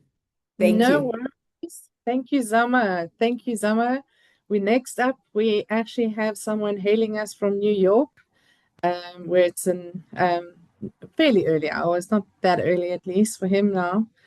He's had some coffee in him. We've got Danny coming up, who will be talking through his on how to manage Google profiles. So, Danny, the show is yours. Awesome. And thank you so much. Hi, everyone. Appreciate you coming out today and getting into more information on how to master your Google business profile. This is a very important tool. And if you're not already set up using the Google business profile, we're going to get you all set up today and even give you some pro tips. If you are set up, just where you can get that little bit of an edge over your competitors. So let's get into it. The Google business profile right now, and we believe we've been doing this for a very long time, all of our local SEO strategies are built around a strong Google business profile as a core.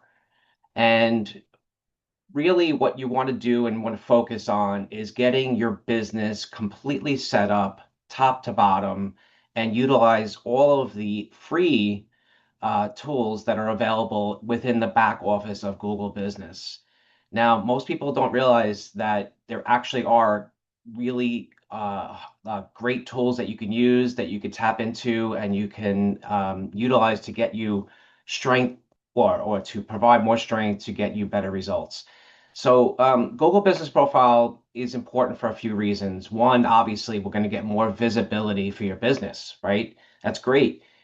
This is going to provide credibility for reviews and your content that you can offer your customers or people searching, and also customer discovery.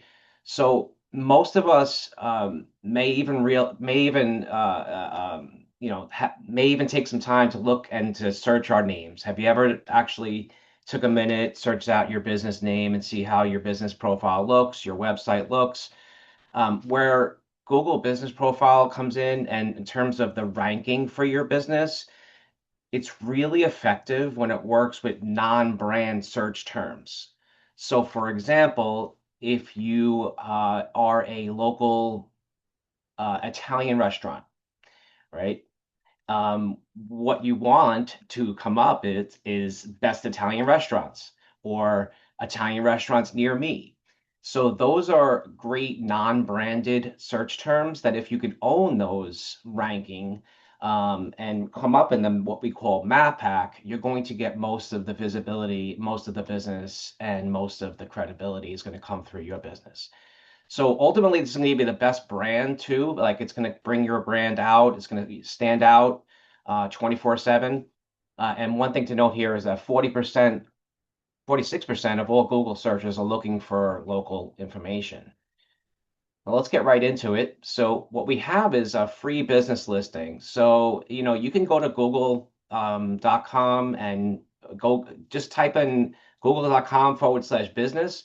That'll take you right to the setup. So if you're not already set up, you can fill out the form. We're going to go through the steps to do that, complete your profile, and get you set up in just a minute. So what we'll do here is just to break down a couple of items on the profile. The actual profile itself appears in search, maps, and local map pack. We're going to cover that as well. You could show your reviews, your photos, and your business information. And with a complete profile, you'll receive 7 times more clicks. So what that means is basically you're just going to be shown more, and your customers or potential customers will get to find you and see you ahead of your competitors if you're really on top of the Google business profile. And so why is it important? So most local customers start with Google, right? We build trust through reviews. So if you're on top of those reviews and you're encouraging your customers to leave reviews, you're responding to them, you're relevant, right? You're something that you're a business that cares about your customers. So Google wants to give you and reward you with what your efforts are to give back the best results for potential customers. Google Business also drives calls and directions to your business. And here's a fact, 76% of local mobile searches visit a business within 24 hours. That's really encouraging. And if you have a storefront or people come to your business, you absolutely want to make sure you take advantage of this. A pro tip, of course, is going to be encourage satisfied customers to leave reviews. So Google's really prioritizing more and more now consistent reviews. So let's say you have a service business, for example, you provide a service for a customer, then that customer has an opportunity, you have an opportunity to engage that customer and find out what we'd like to say, two questions. One, were you satisfied with the service we provided? Allow them to respond, and then would you be open to leaving an honest review? So when we use the word honest, we typically get a better response. People like to know that their words mean something. So here's some setup. What we're going to do is we're going to claim and verify our listings. We're going to choose our primary category, which is really important because the primary category really launches what we call the next phase of your local strategy. And we're going to show you how you can use your primary category and actually map that to what you're doing on your website to get you even more results. We're going to set up using our services, photos, and a full description. So we talked a lot today about AI and different things. Feel free to really use what you know best about your business and speak authentically in your description, right? We want to just make sure that when we're speaking, it's as if we're speaking to our customers. So describe your business, right, in full, and that will be sufficient for your setup. Ensure all your business information is accurate, right? This is really, really critical. You'd be surprised at how many businesses actually have wrong information on their Google business profile or wrong information on their website that doesn't match what they're doing on Google Business. So take stock in your business, right? Take a look at what you're doing and make sure that everything is accurate. And here's another fact. Listings with photos get 42% more direction requests. So again, a photo of a job, a photo of an engagement with a customer, a photo of your storefront, those are all great photos to use. Action photos work great, and you can organize your photos in outdoor or indoor. So if you're an outdoor service-based business, for example, you can use photos of your equipment and your building and things like that. And interior could be your office, your staff, things like that. Here's another pro tip. Your primary keyword or your primary category, is a key ranking factor. So a lot of, like I said earlier, a lot of our SEO strategies start with a Google business, a strong business with a strong primary category. So for example, on the top, you see here a landscape designer as an example, as a primary. You can list secondary if they're relevant, right? You don't want to have landscape designers as primary and then something that's unrelated as your secondaries. So keep it just related to your business. And if it only makes sense to use a primary, then just use a primary term. Here's an example of what we would do on a website to pick up the strength coming from the Google business. So the primary category in this example is landscape designer. What we call H1 is just a category tag that we would bring on our website. So here's an example of what we would do if we were looking to rank for the word landscape designer or landscape designer, let's say in your city. We would use landscape designer in the H1 on the website if we had the primary category landscape designer. So we would find different ways to use landscape designer within our H1. And H1 is just a little bit of a code. So if you're doing your website, you want to make sure that you speak with your developer, or you can, reply back. We'll definitely give you some advice on that as well. And just do, again, a stock on making sure that's matches and it's accurate, right? You're using landscape designer as your H1 in your H1 title. Your landscape designer is your primary category. Here are some of the benefits. It signals the main topic of the page to search engines, strengthens keyword relevance for ranking, aligns with other SEO elements, helps AI and search systems understand page structure. This is very important. Improves clarity for users landing on the page, confirms the page matches the user's search intent, increases engagement and time on the page. Again, these are fantastic signals, and supports stronger topical authority signals.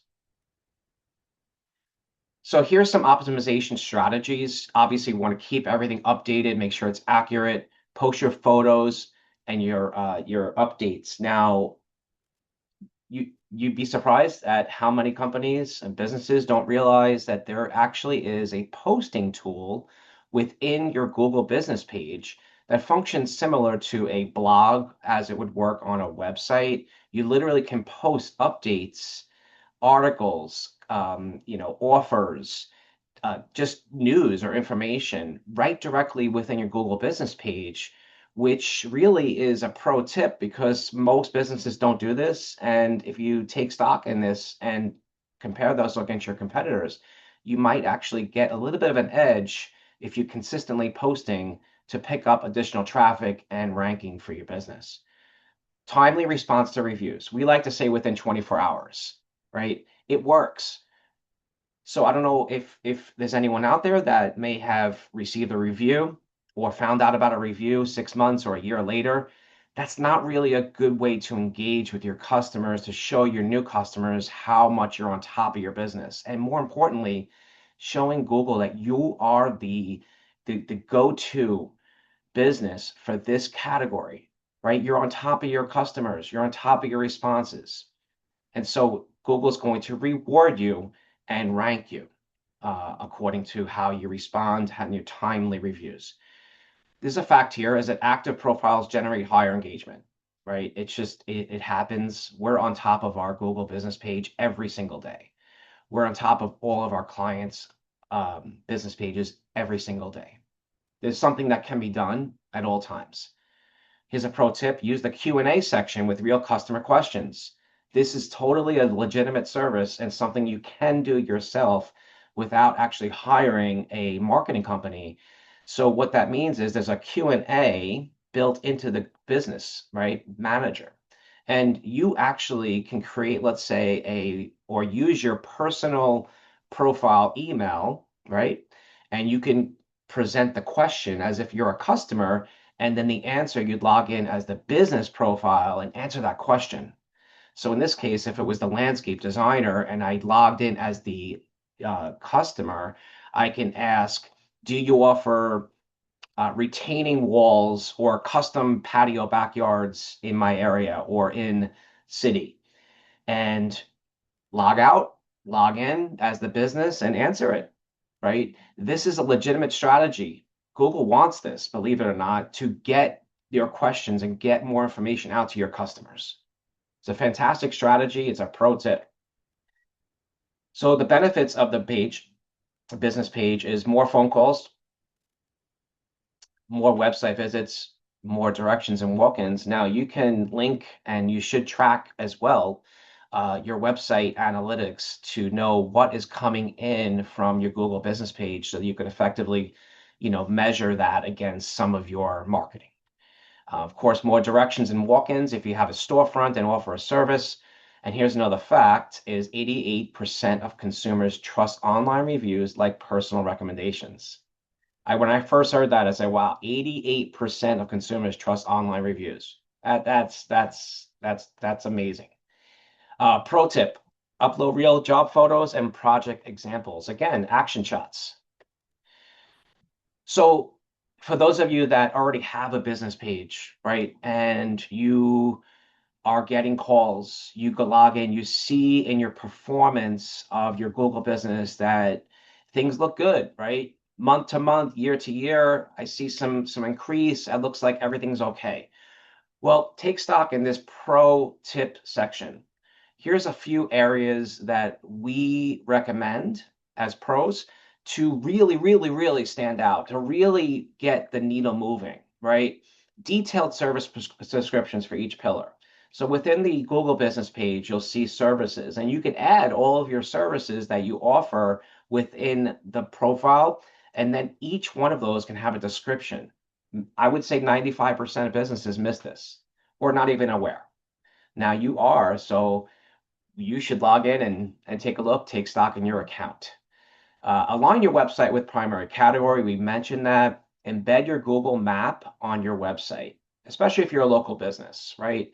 This is critical in getting you in the map pack, which is also a fantastic way to drive direction requests to your business.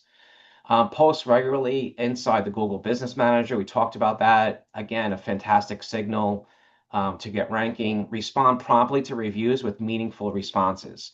So thank you for the review is not really a meaningful response, right? Thank you for choosing our business to do your patio and work with your team on creating an oasis for your backyard. We're happy that you chose us. Thanks for the wonderful feedback. That's more meaningful, right? You take a moment to really, or an extra minute to really think about a meaningful response. Here's another pro tip. The Q&A signal ranking we talked about earlier. Personal email, question, business profile, answer. Right? You could do a couple of these. You don't have to do like, hundreds of these, but a few here and there. And you could always log in a month or two later and add a couple more in so that it feels authentic, right? And real. Fact, website signals influence profile rankings.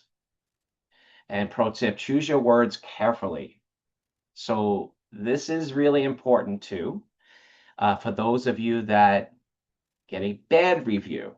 Bad reviews happen to be a good opportunity to choose your words carefully. And sometimes it's just, this has already been resolved.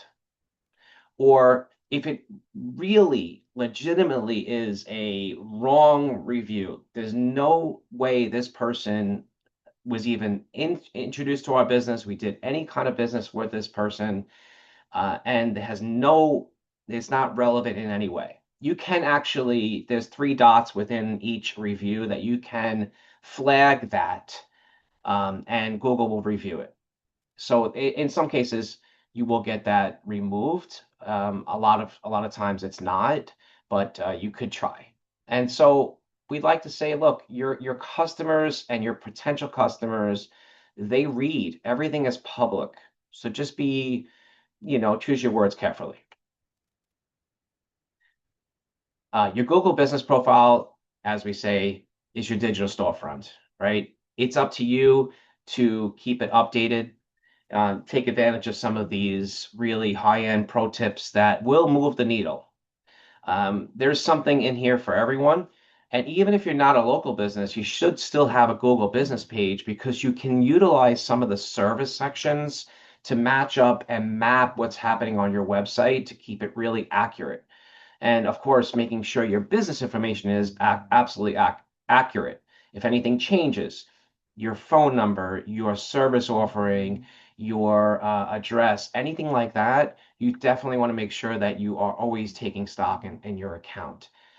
Encourage consistent reviews. Google has been really, really firm about the future of consistent reviews and using those as signals to continue to drive and help you to rank your business.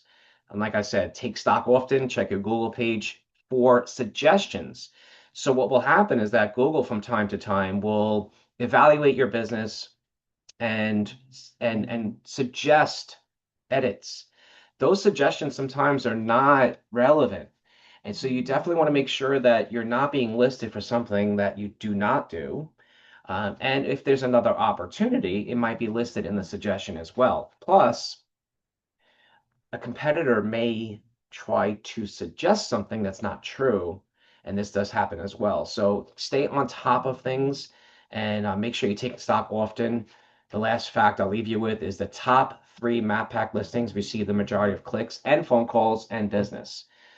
So thank you for your time. If you have any questions and we can be of more support to you to help you drive local business, just reach back. Thank you. Awesome. Thank you so much, Danny. Thank you for your sharing those pro tips. I know you and I have done business over the years, and your tips have always worked in our business. So thank you. Now we welcome to the stage Dr. Chiara, who is going to talk a little bit more about who she is and what AI and governance. Good. Thank you. You've got all the stage. Thank you so much, Noleen. So let me share my screen. Let me know if you see the slides. I'm going to present. Yes. Can you see it? Okay, perfect. Thank you. So I'm Chiara Gallese. I'm a researcher at Tilburg University and adjunct professor of digital ethics at Ca' Foscari University. My research is about AI and data, and in particular the ethical aspects and the data protection aspects. And I also have a policymaking experience because I participated in the European Commission working groups for the drafting of the codes of practice for general purpose AI and AI in general. And I also have industry experience, so I'm speaking from my this heterogeneous pool of experiences that I had around AI. So today I want to talk about maintaining critical thinking and how governance is important in the age of generative AI in particular. So first of all, what is generative AI? Because we hear constantly talking about AI, but actually what we mean, usually at least now because of the hype, is generative AI, which is a very narrow subset of all AI models. So when we think about Claude, ChatGPT, Google Gemini, and other models, we are thinking about generative AI, not AI. So there are LLMs, which are large language models, and diffusion models for images. And I want to stress out that this kind of AI, which is defined in the law as general purpose AI, does not mean that it has a human level intelligence.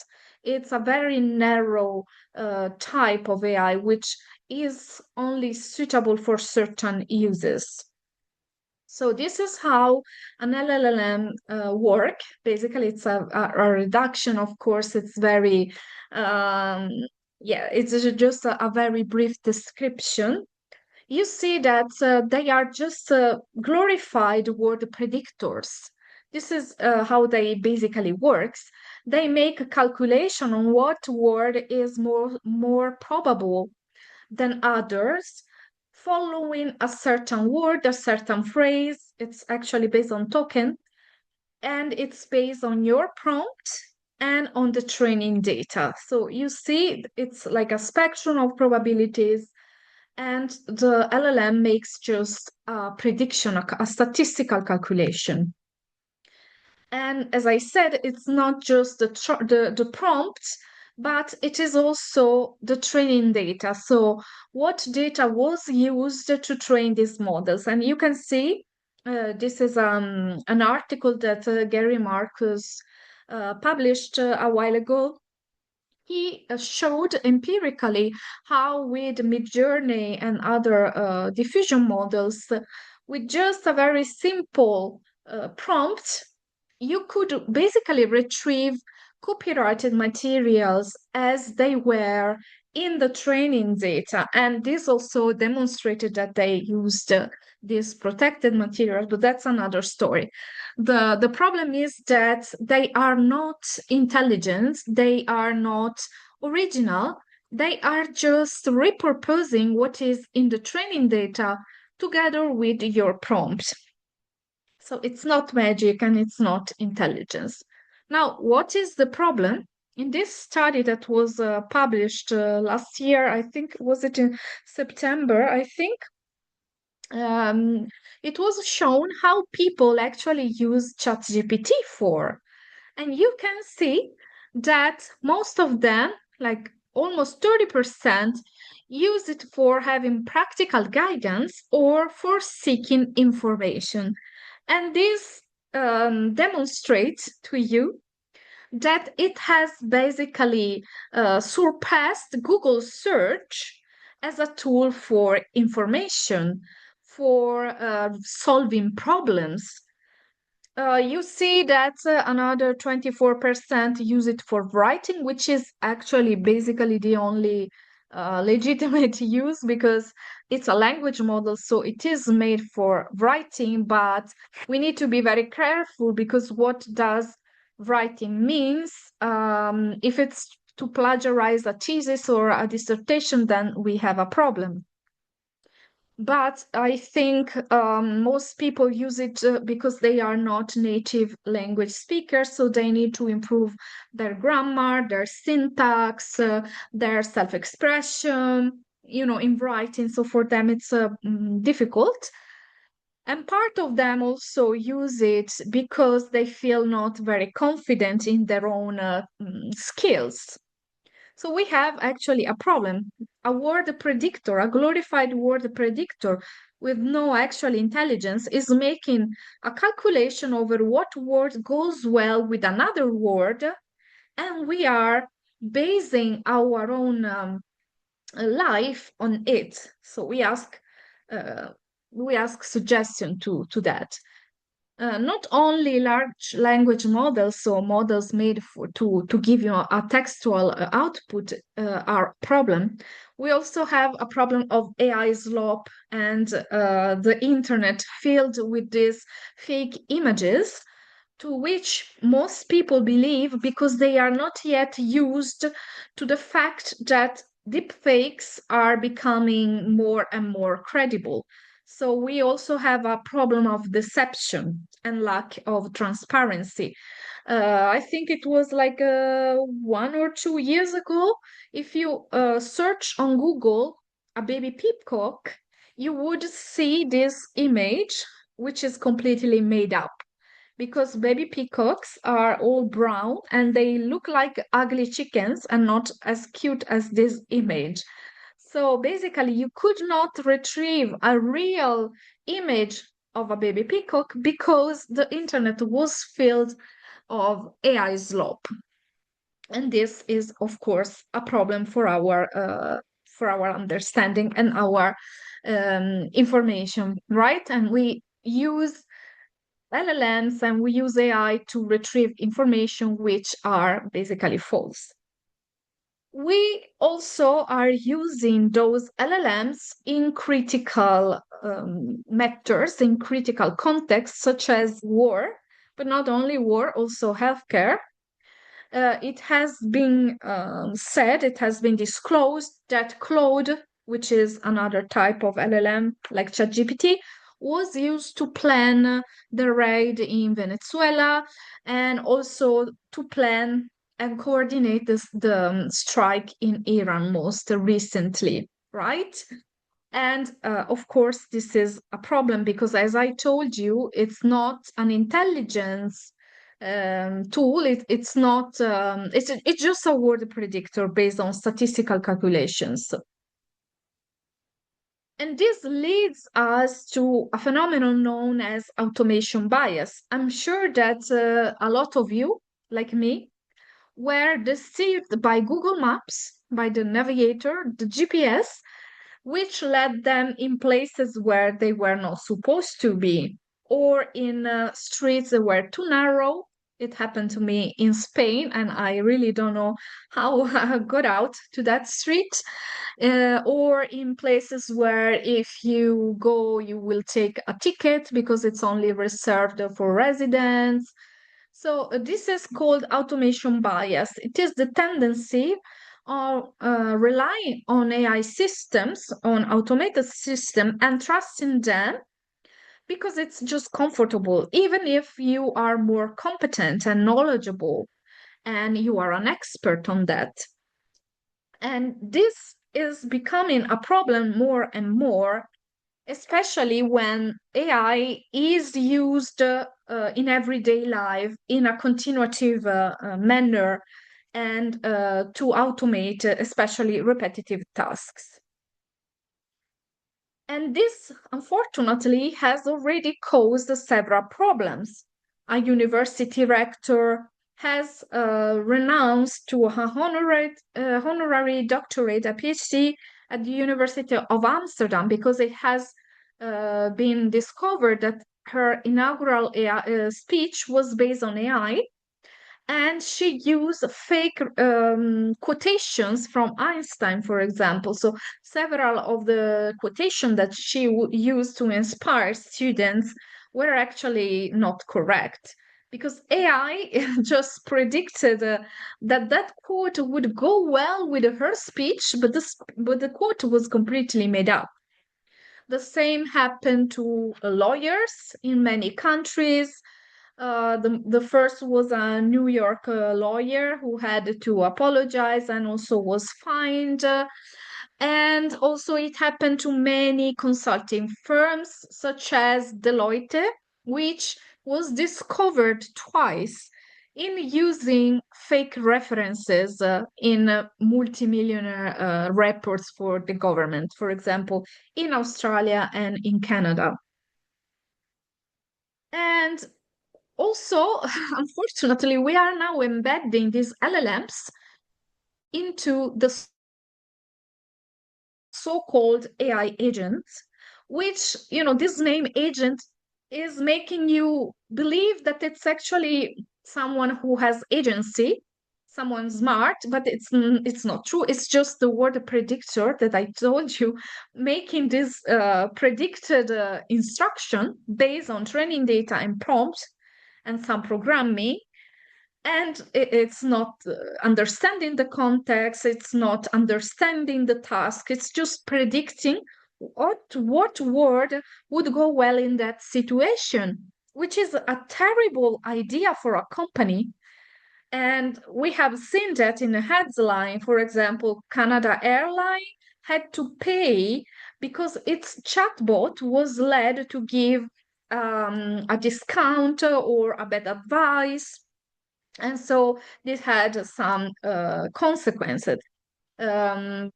AI agents with too much permissions, which, for example, the famous OpenClaw is with this tendency of using vibe coding, even if you are not an expert software developer.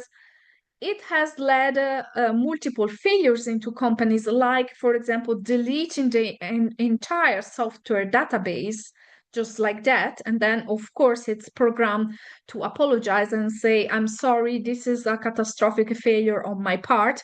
That is also generated completely. The bot is not really sorry. It has happened in AI overview from Google, who gave wrong advice to patients, very, very bad for their health. But we are still using these systems for our everyday life. And this is a problem because we are now witnessing to a phenomenon called AI de-skilling, which means that we are skilled people, skilled individuals are training AI, and people who are not skilled, the next generation who is learning and learning and learning, is relying on AI more and more. So what will happen in the future? We will not have radiologists able to recognize cancer because they rely on AI. But AI could be wrong and the data is not updated anymore because it's based on past data. So in the future, we can foresee, for example, a doctor that panics because he cannot access the LLM anymore.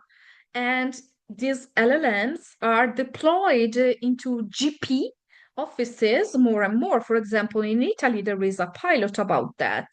So this is becoming a real issue. And what is the solution to all of this? So for me, all I can say is that critical thinking is the most important defense that we have against this AI slope, this AI non-intelligence, and our tendency to automation bias. Human skills are becoming crucial, more and more important to prevent and detect AI errors. Without human skills and our own critical thinking, we don't know why and how and when AI is wrong. So philosophy, epistemology, and other humanity-related skills and knowledge are more important than ever because they prompt us to question AI output. So keep in mind that it's only through the human judgment that we can understand when AI fails. It's only through the human intelligence that we can correctly interpret the data, the output, and the information that AI gives us. And only companies that understand this will be thriving in the future and in the market. So AI governance in companies is really crucial to try to fight this terrible situation. Because without governance, you have no control over how employees and customers use AI. So first thing to do is implementing an AI uses policy for your own employees and also for customers. So put safeguards that prevents you from having this disaster. There is even an IBM report where they research how AI governance increases revenues because it prevents these errors from happening. And this is because AI governance disciplines the whole AI life cycle, including the individual responsibilities and liabilities. So you will be able to trace back to who made the mistake, who made the crucial decision. For example, you will be able to know who is feeding your sensitive company data into an US cloud where US authorities can access it, or where the AI company can reuse it to train their own AI, and eventually they will be disclosed to other people using the same system. So with AI governance, you will be able to shield your company from liability and reputational harm. And AI governance gives you the opportunity to actually prevent harm before it happens or react quickly to incidents. So, in my opinion, this is the most crucial part. And thank you so much. I hope I was in my given time. And I think after me, Sebastian On will be speaking. So I'm very happy. Thank you so much. And yeah, the floor is yours. Thank you. Thank you, thank you, thank you. I mean, that's given us quite a lot of food for thought. So, Sebastian, the floor is yours. Thank you so much, Noleen, and thank you so much, Chiara. I love cute peacocks. I think they're the best thing in the world. Never thought that they were brown when it started, but great to know that now. So I'll start by just saying and share with you a little bit more about what I want to talk about today. But before all of that, I'm going to just share this one slide that we have that I've prepared for you. And listen to this.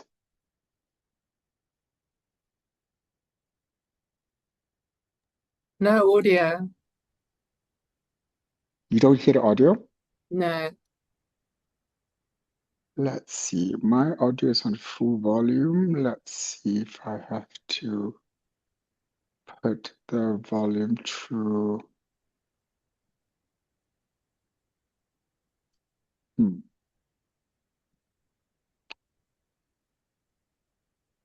Let me turn off my earphones and just bring it onto this.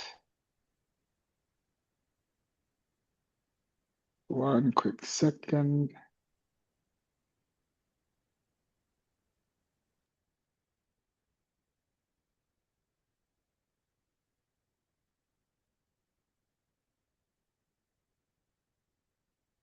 Yeah. Let's just do this differently.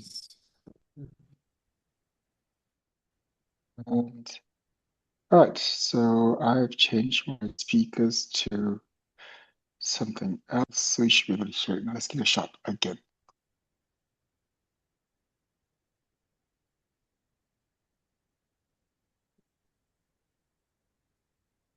Nope.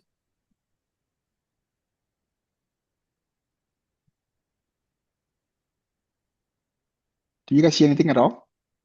No. No, okay. I can hear you. We'll skip it, I'll sing it and make it easier for everybody so we don't have to go through all that pain. Basically, this is a clip that's going around saying I was right, and it's one of the very famous songs because we have all started on the AI journey and everybody's hopping on it. Everybody's thinking how wonderful it is. And now we're slowly getting to see all the troubles that it's causing. And this is why I'm happy to start my presentation with this song. And a little introduction about myself. Hi, my name is Sebastian, and I am the social media manager for Bosch Power Tools, responsible for everything you see in Europe and Asia Pacific industrialized market.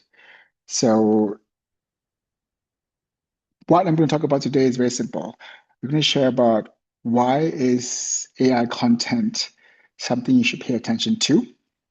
And if you would take a look at this little video that I've prepared for you, you can see why it's actually important. The internet had already been spiraling over Jim Carrey's noticeably different. Fans debated whether it was lighting, aging, cosmetic work. So what you see here is actually someone who actually changed the entire look or put on prosthetics and attended an event in a space of Jim Carrey. And he actually got away with it. He was also the one actually who faked himself as Mona Lisa. If you guys didn't know that was fake. And this is the level of hyper reality that we're facing with today. And on one hand, as good as our technology is getting to allow us to have this, it's kind of scary as well because you don't know what you're really seeing is true or not. We're going to take this real life format and bring it onto an online and see what it means. And online itself, we're seeing issues where we have cases where we see people who are, we most of you have seen videos like this on your social media platforms. And you will see that AI generated content, it looks super realistic, are now being reported to be not real at all. And this is a big problem, actually. Let me move this so you guys can see a little bit better. This is a case in the UK itself where they actually generated really good images and videos of people seeing unrealistic things happening in the UK itself. And therefore, many people are now actually seeing a reduced visitors coming to the UK because of this fake AI content itself. It's actually affecting the tourism to certain cities in the UK itself. So what does this mean for all of us on a daily basis? This means it's important to know that there's such a thing called the uncanny valley. Uncanny valley is actually a hypothesis that was brought in by a Japanese professor, a Japanese robotics professor who actually wrote this book called Bukimi no Tani in 1970 itself. His name is Mori. And in the book itself, he came out with the phenomenon, also known as Bukimi no Tani Genso, which is also called the uncanny valley phenomenon. And what does it actually mean is very simple. He has this hypothesis that tells you about how the human responses changes according to the realistic look of a robot itself. And his studies is really, really interesting. And because the professor was speaking in front of me, I have to show something that looks authentic for a professor. And this is the graph itself, where it shows a likability versus a mechanic humanist score of the machine itself. And of course, for most of us, this is not going to make a lot of sense. So I try to make it a little bit easier for you guys here. This is something that makes it a little bit easier to look at, where it shows you between the likability of Unity in this case and the human likeness of the machine, where we see the more human-like it looks like, I'm trying to get my finger to go the right way, actually it gets more likable. And as it hits a certain point, it actually drops. And it doesn't really quite show you what you most probably are perceiving. So let me make it graph even simpler by showing you this one. Now, in this graph itself, you'll see it's quite clear. When it comes to a certain point, when you can recognize a robot as a robot, you will like it. You can see it, you can recognize it, you can understand it, and it's easy for everybody to notice. As it goes further along the line, it becomes more human, and it's really cool because it's interesting, it's nice. And then as it goes further down and it gets more realistic, you see the people perception of it actually drops. And it starts off with something that's cops-like, down to the zombie level. And then it comes back up a little bit more when it goes on to see stuff like, prosthetics, dolls. But when it comes up to being really human-like, you see the likability is back to 100 again. And this is not a new thing. This has actually been around for a bit. And I'm going to share with you next what it actually means in the real life content itself and how users actually responded to it. I'm going to show you some ads that were released in my company itself from Bosch and how people actually perceive it. This is one of the first few AI content that we've released. It looks simple. It looks almost realistic, but actually none of these two humans are real because it costs a lot of money to always show real people in real scenes, and they don't always look as good. Trust me. Now, these are the real people. And do they look as good as the first two? No. The images were not as sharp. Their beards are not as good looking. They're not as well kept. It's normal. It's understandable. And we try to take it a little bit further by showing another one, where this time around, put it in the chat if you think you know who he looks like, and I'd love to see your comments on this. This is actually a real actor, and we finished the entire video with a lot of AI. So it looks a bit more futuristic and everything. And we thought it was good.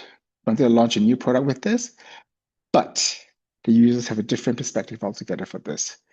We are getting comments from my best, Freddie Mercury lookalike. He does look like that to start with. He was born that way. We did not make him look that way. He came with a mustache. Just to let you know, we did not shave it to the point. He came like that. He was born that way. Now, unfortunate thing about Freddie Mercury is that people do not like his face when it's so finished. We're seeing things like no more AI, please.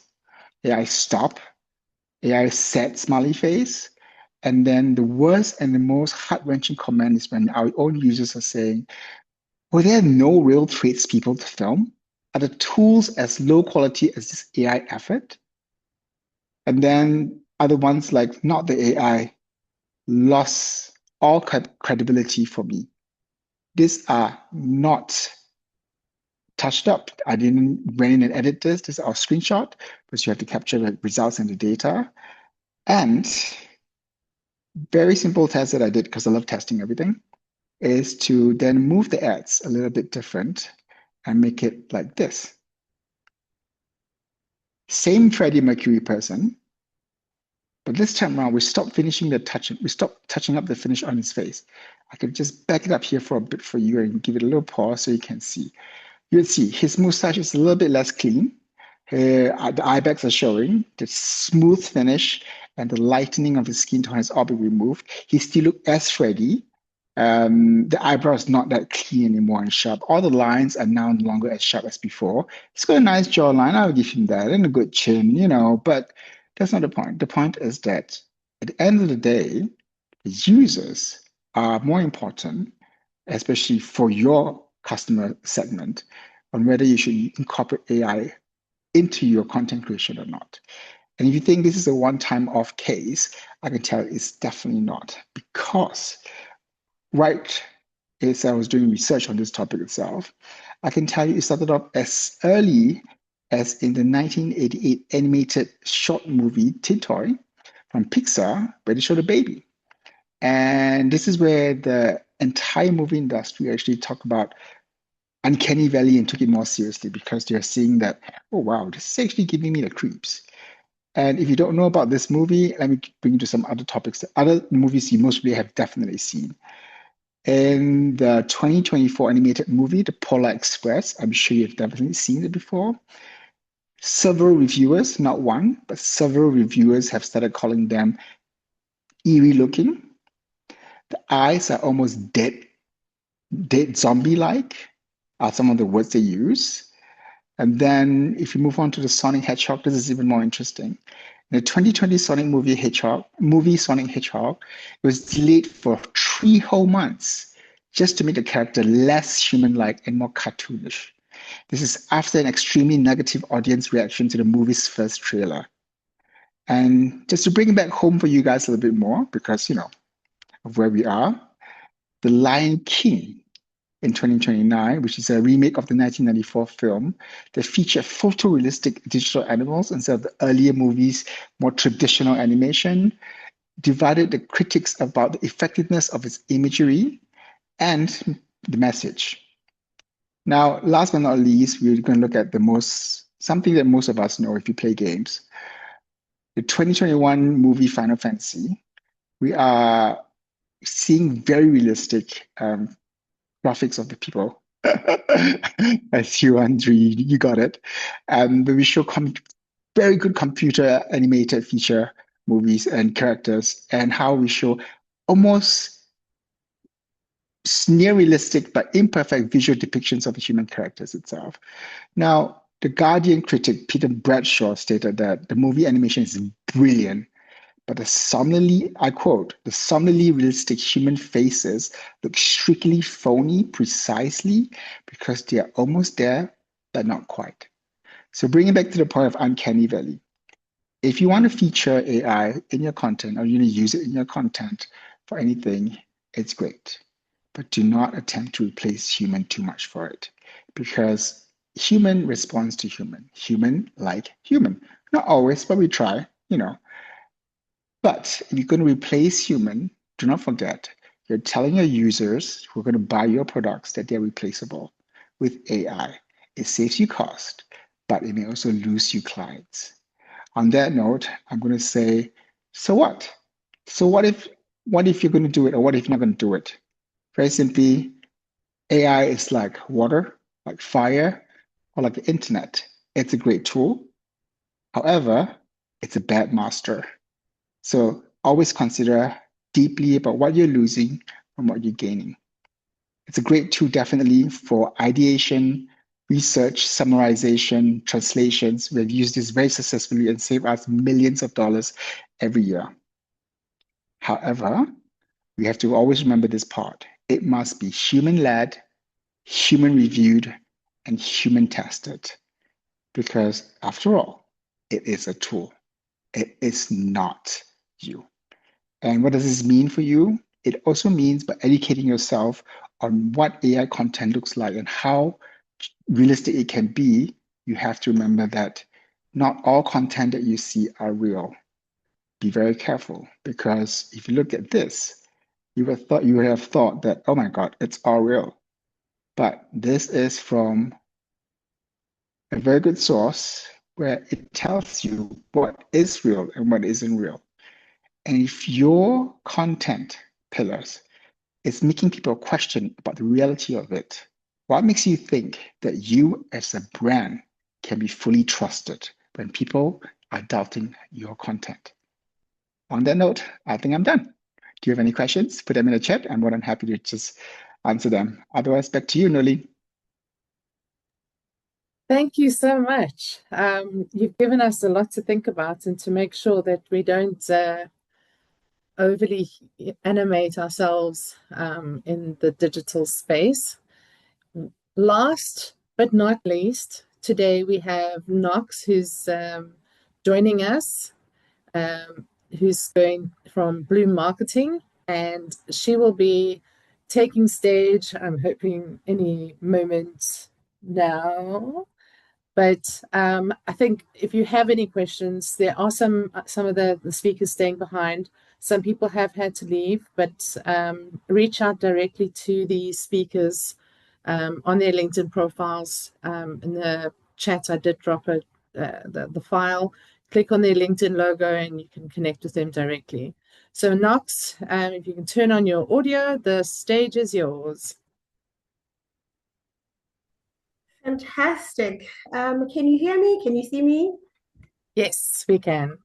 Fantastic. It's been an amazing afternoon, tuned in and listening to every fantastic speaker, really incredible nuggets and insights, experience that really can move us forward and leverage our humanity in this AI world. So I'm super excited to talk to you about a subject that I really am passionate about. My name is Noxula. I run a marketing agency for the past 2 decades. I also coach women in business under Bloom Inside Out, which is also on LinkedIn to connect there. My marketing agency is known as Bloom Marketing. And so in the journey of, running a marketing agency, I also quickly realized that the same science, the same intelligence we use in building consumer brands can actually be mirrored and used, in fact, copied and used to build human brands or personal brands as we know it.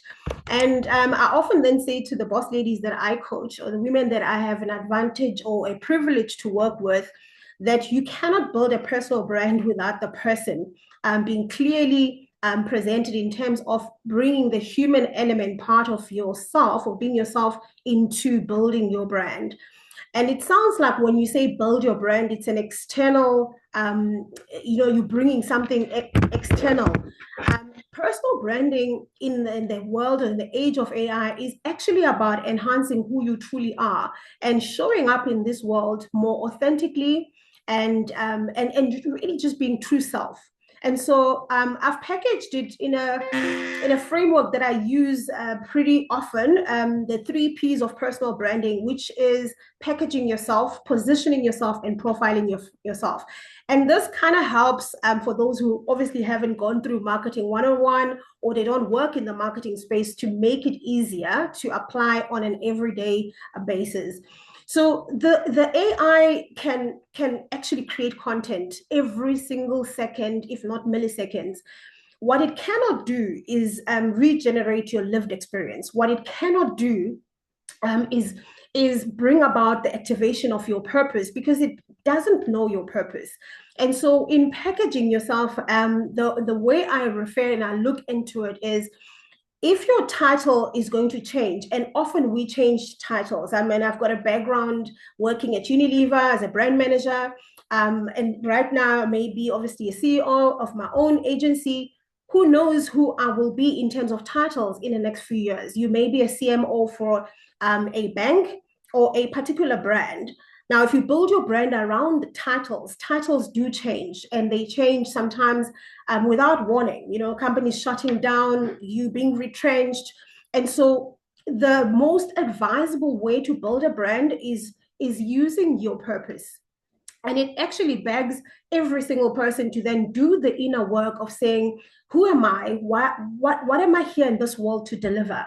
And it obviously speaks to, we're all here to impact this world positively. We have a particular audience of people that we're here to serve. And it is our number one responsibility and journey to discover where do you actually, or where does your lived experience, your expertise, and your experience in terms of qualifications, where will you bring about the greatest value? Where will you bring about the greatest impact? Where will you shift people's lives for the better, such that you can then say, I lived well and I changed this world for the better. One second.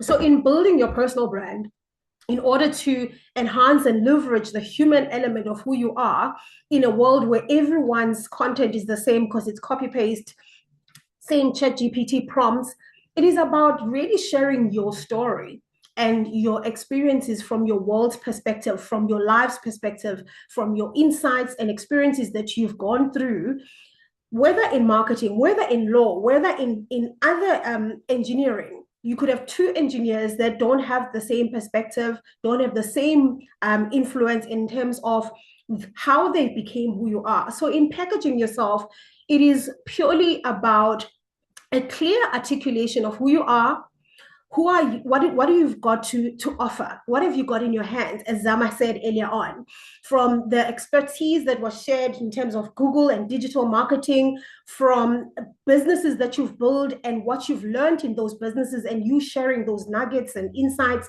and lessons on LinkedIn can quickly set you apart as an engineer or an attorney or lawyer from any other lawyer who then regurgitates what theoretically law is all about in their particular expertise or space.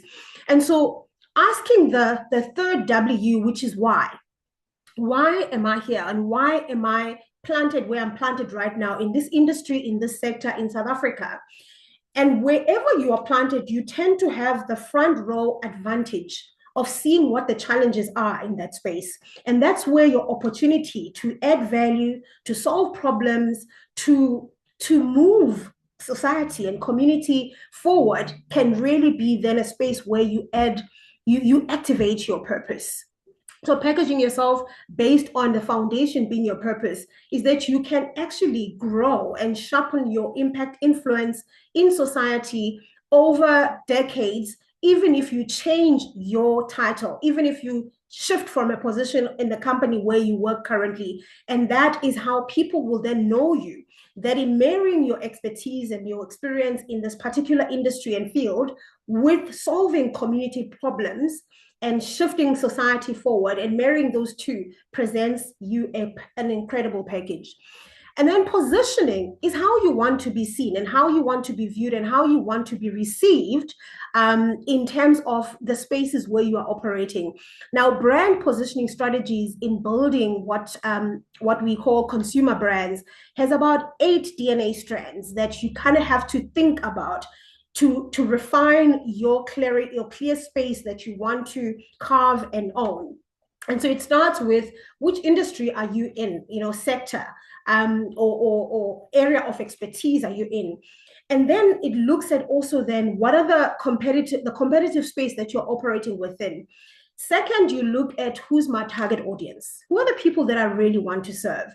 And so when you look at, I'm going to make an example of Zama, who presented earlier on from Mgosi Inc. As an attorney, she's so vested in protecting the creative intellectual property of South African small businesses, South African creatives, whether in film, in video. And so she's carved this space as an attorney where she wants to make a difference, where we protect the stories of our country, the stories of our small businesses as they journey and they trade across the world or across Africa. And so she's carved an incredible space. She knows who the target audience is. She's coaching other attorneys that also may just learn from her own journey from being a creative attorney and protecting the IP of what you call African creativity and African stories. So you quickly carve target audience. And then the next thing that you look at in terms of the third DNA strand is then what is the value that I bring? What are the solutions that I'm bringing? And that means you have to spend a lot of time in understanding the insights, the challenges, the problems that you're trying to solve, and really create those packages that you will then show up with in terms of serving in the spaces that you are. You got to look at who you are in terms of your personality, how you show up, the tone in terms of how you speak. And this shouldn't be informed by AI. But if you have a clarity of your positioning, your personality, your values and tone, and how you want to come across every time you are speaking, you can prompt AI better and you will sound like yourself, even as you are using and leveraging the advantage of those quick captions or quick articles with your thought process, your thought leadership incorporated into that, however unique to who you are, unique to your personality, your values, and what drives you in terms of what you do. And what I love the most is then the credibility, backing that up with 2 decades of marketing agency experience or 2 decades of practicing law and coming into that space with what is a value that you then bring in the spaces that you are in. And then it goes to, how do you want to be differentiated? How do you want to differentiate yourself? What sets you apart from the next person? So in my marketing journey, just creating and developing the marketing agency, I quickly realized that I just have such a passion for unlocking women's power and potential to prosper. And so Bloom Inside Out came out of the Bloom marketing space as a space that I can activate my purpose every day. I can activate by serving women in helping them clarify, they package themselves, clear value propositions, who they want to be, how they want to be received and viewed in this world, where they want to offer positive impact in the spaces of their qualifications or expertise. So positioning yourself is so important that you clearly look at those 8 strands, and the last one, bring your brand essence. And the brand essence for a lot of people could be that tagline, that one line that just crystallizes everything that you do. And it can really then say in one sentence or one paragraph, you exist for these people, and this is why you do what you do, and this is the value that they get out of it. And this is the shift, ultimately, that you create and bring out. And the last P in building your brand and a unique personal brand is profiling yourself. And then we come back to you showing up in the digital spaces, to you showing up on LinkedIn, showing up on any social media of choice, to you showing up on podcasts. However, what is unique there is that it is your story. And no one can tell your story better than yourself. It's a story that you've built from the foundation story, who you are, where you come from, your lived experiences, your career, and your becoming story. How did you get to where you are? Sharing those insights, those lessons, and really helping others and mentor others to get to perhaps where you are, because you now know what are the challenges and the hurdles that you had to overcome. And so in profiling yourself, you are all about serving in those spaces, solving those problems, and your content then comes out as unique, because no one has lived your experience. No one has interpreted, and no one sees the challenges the way that you see them, and how you then respond to that in the market in terms of solving those problems and those challenges. And so I'm not obviously looking at the time to see how I'm doing in terms of the 15 minutes that I have. But that is, in essence, how I help and shape and leverage the more humanized and more personal brand, as opposed to sounding like the next person, looking like the next person, and just being a me too. And in being a me too and copying other people, you are then reducing your value in the market and you become a commodity. But when you spend time to refine your story, and every single day we have an opportunity to craft the stories that we can then share in the digital spaces as unique and authentic as who we truly are, as opposed to being like someone else. And in doing that, you enhance your human element, you enhance your personal brand, you attract opportunities, as opposed to you chasing and super hustling in a world that is so digitalized, in a world that everything sounds, look the same. And I hope with those few words from me, and remembering the 3 P's of building your brand, you will be able to go back to the drawing board, refine your story, create those stories every day as uniquely as they can be, and authentically to be who you are, and share them on the digital spaces every day to make impact and activate your purpose. Thank you so much. Wow, thank you, Nox. Stay on stage. I think we need to bring all the speakers back. We've got 10 minutes. If you do have any questions, maybe there's just a little last word from whoever's left. I know that some speakers had to drop off. I personally have had, such great interaction with all the speakers. I've got, I'm kind of like the key person between everybody, but and special relationships with a lot of this network. And my heartfelt thanks, because No, I did not prepare and tell them what to say. I'm putting this out there that I, Sebastian, I did not give. Look at you, you got all these fancy things. I did not give a direction, just saying human at scale. And everyone is brought through this golden thread that has just made it so more profound as technology has been spoken about, the digital transformation, and this has been going on for so many years. This is just part and parcel of it. And I think it's just a reminder to bring back the human aspect into our businesses and into our personal lives as well. Because, replying to an email using ChatGPT, it's not necessarily a good thing. And a last word from anybody else? It may not be the good thing, but it helps me be nice and appear professional, because some of the real things I want to write in emails are definitely not compliant by HR. Just saying.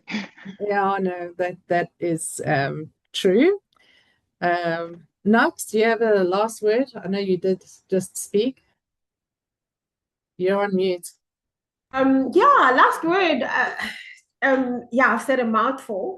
But again, it's going back to if you're not going to define how you are seen and define your story, then the world will define it for you.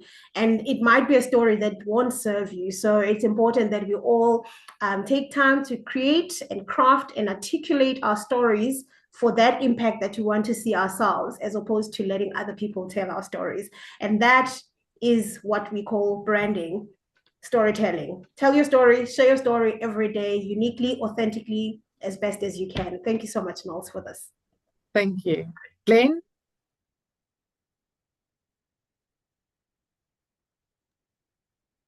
Sorry, battling with my audio, yeah. Noleen, from my side, just great speakers, great content. I've been sitting here the whole afternoon and I'm like my head's all exploding. But just thank you so much for the opportunity. I think it's amazing. And yeah, looking forward to going back to the YouTube videos and watching again. It's really great. Thank you very much. Awesome. Thank you. Chiara? Yes, Noleen, thank you. And thank you to all the speakers. I agree a lot with the Nox, actually. I think we should be very careful because AI, when you use AI to rephrase your own writing, you are actually delegating, your self-expression to a tool, and this might not reflect your true self. So we need to be very careful with that. And thank you so much again for inviting me, Noleen, and for organizing all of this. No, you're welcome. You're welcome. Lisa? Thank you, everyone. It's been a super informative afternoon. And again, yes, thank you, Noleen and team, for putting this together. It's been really great. Well, thank you for joining us. And I think I'm going to leave the last word to my ops manager, Mpho. Thank you. Thank you to our amazing speakers today. I think we've all learned like a great deal from one another. You all brought it down. So thank you all for coming through, and to our attendees, thank you for being so active in the chat and engaging with the content today. Everything will be posted on our YouTube channel, so we will be snipping this recording and uploading it there if you need to recap on these insights. So thank you, thank you, thank you. Yes. Thank you, everybody. And that's a wrap. So thank you and goodbye. Bye. Bye.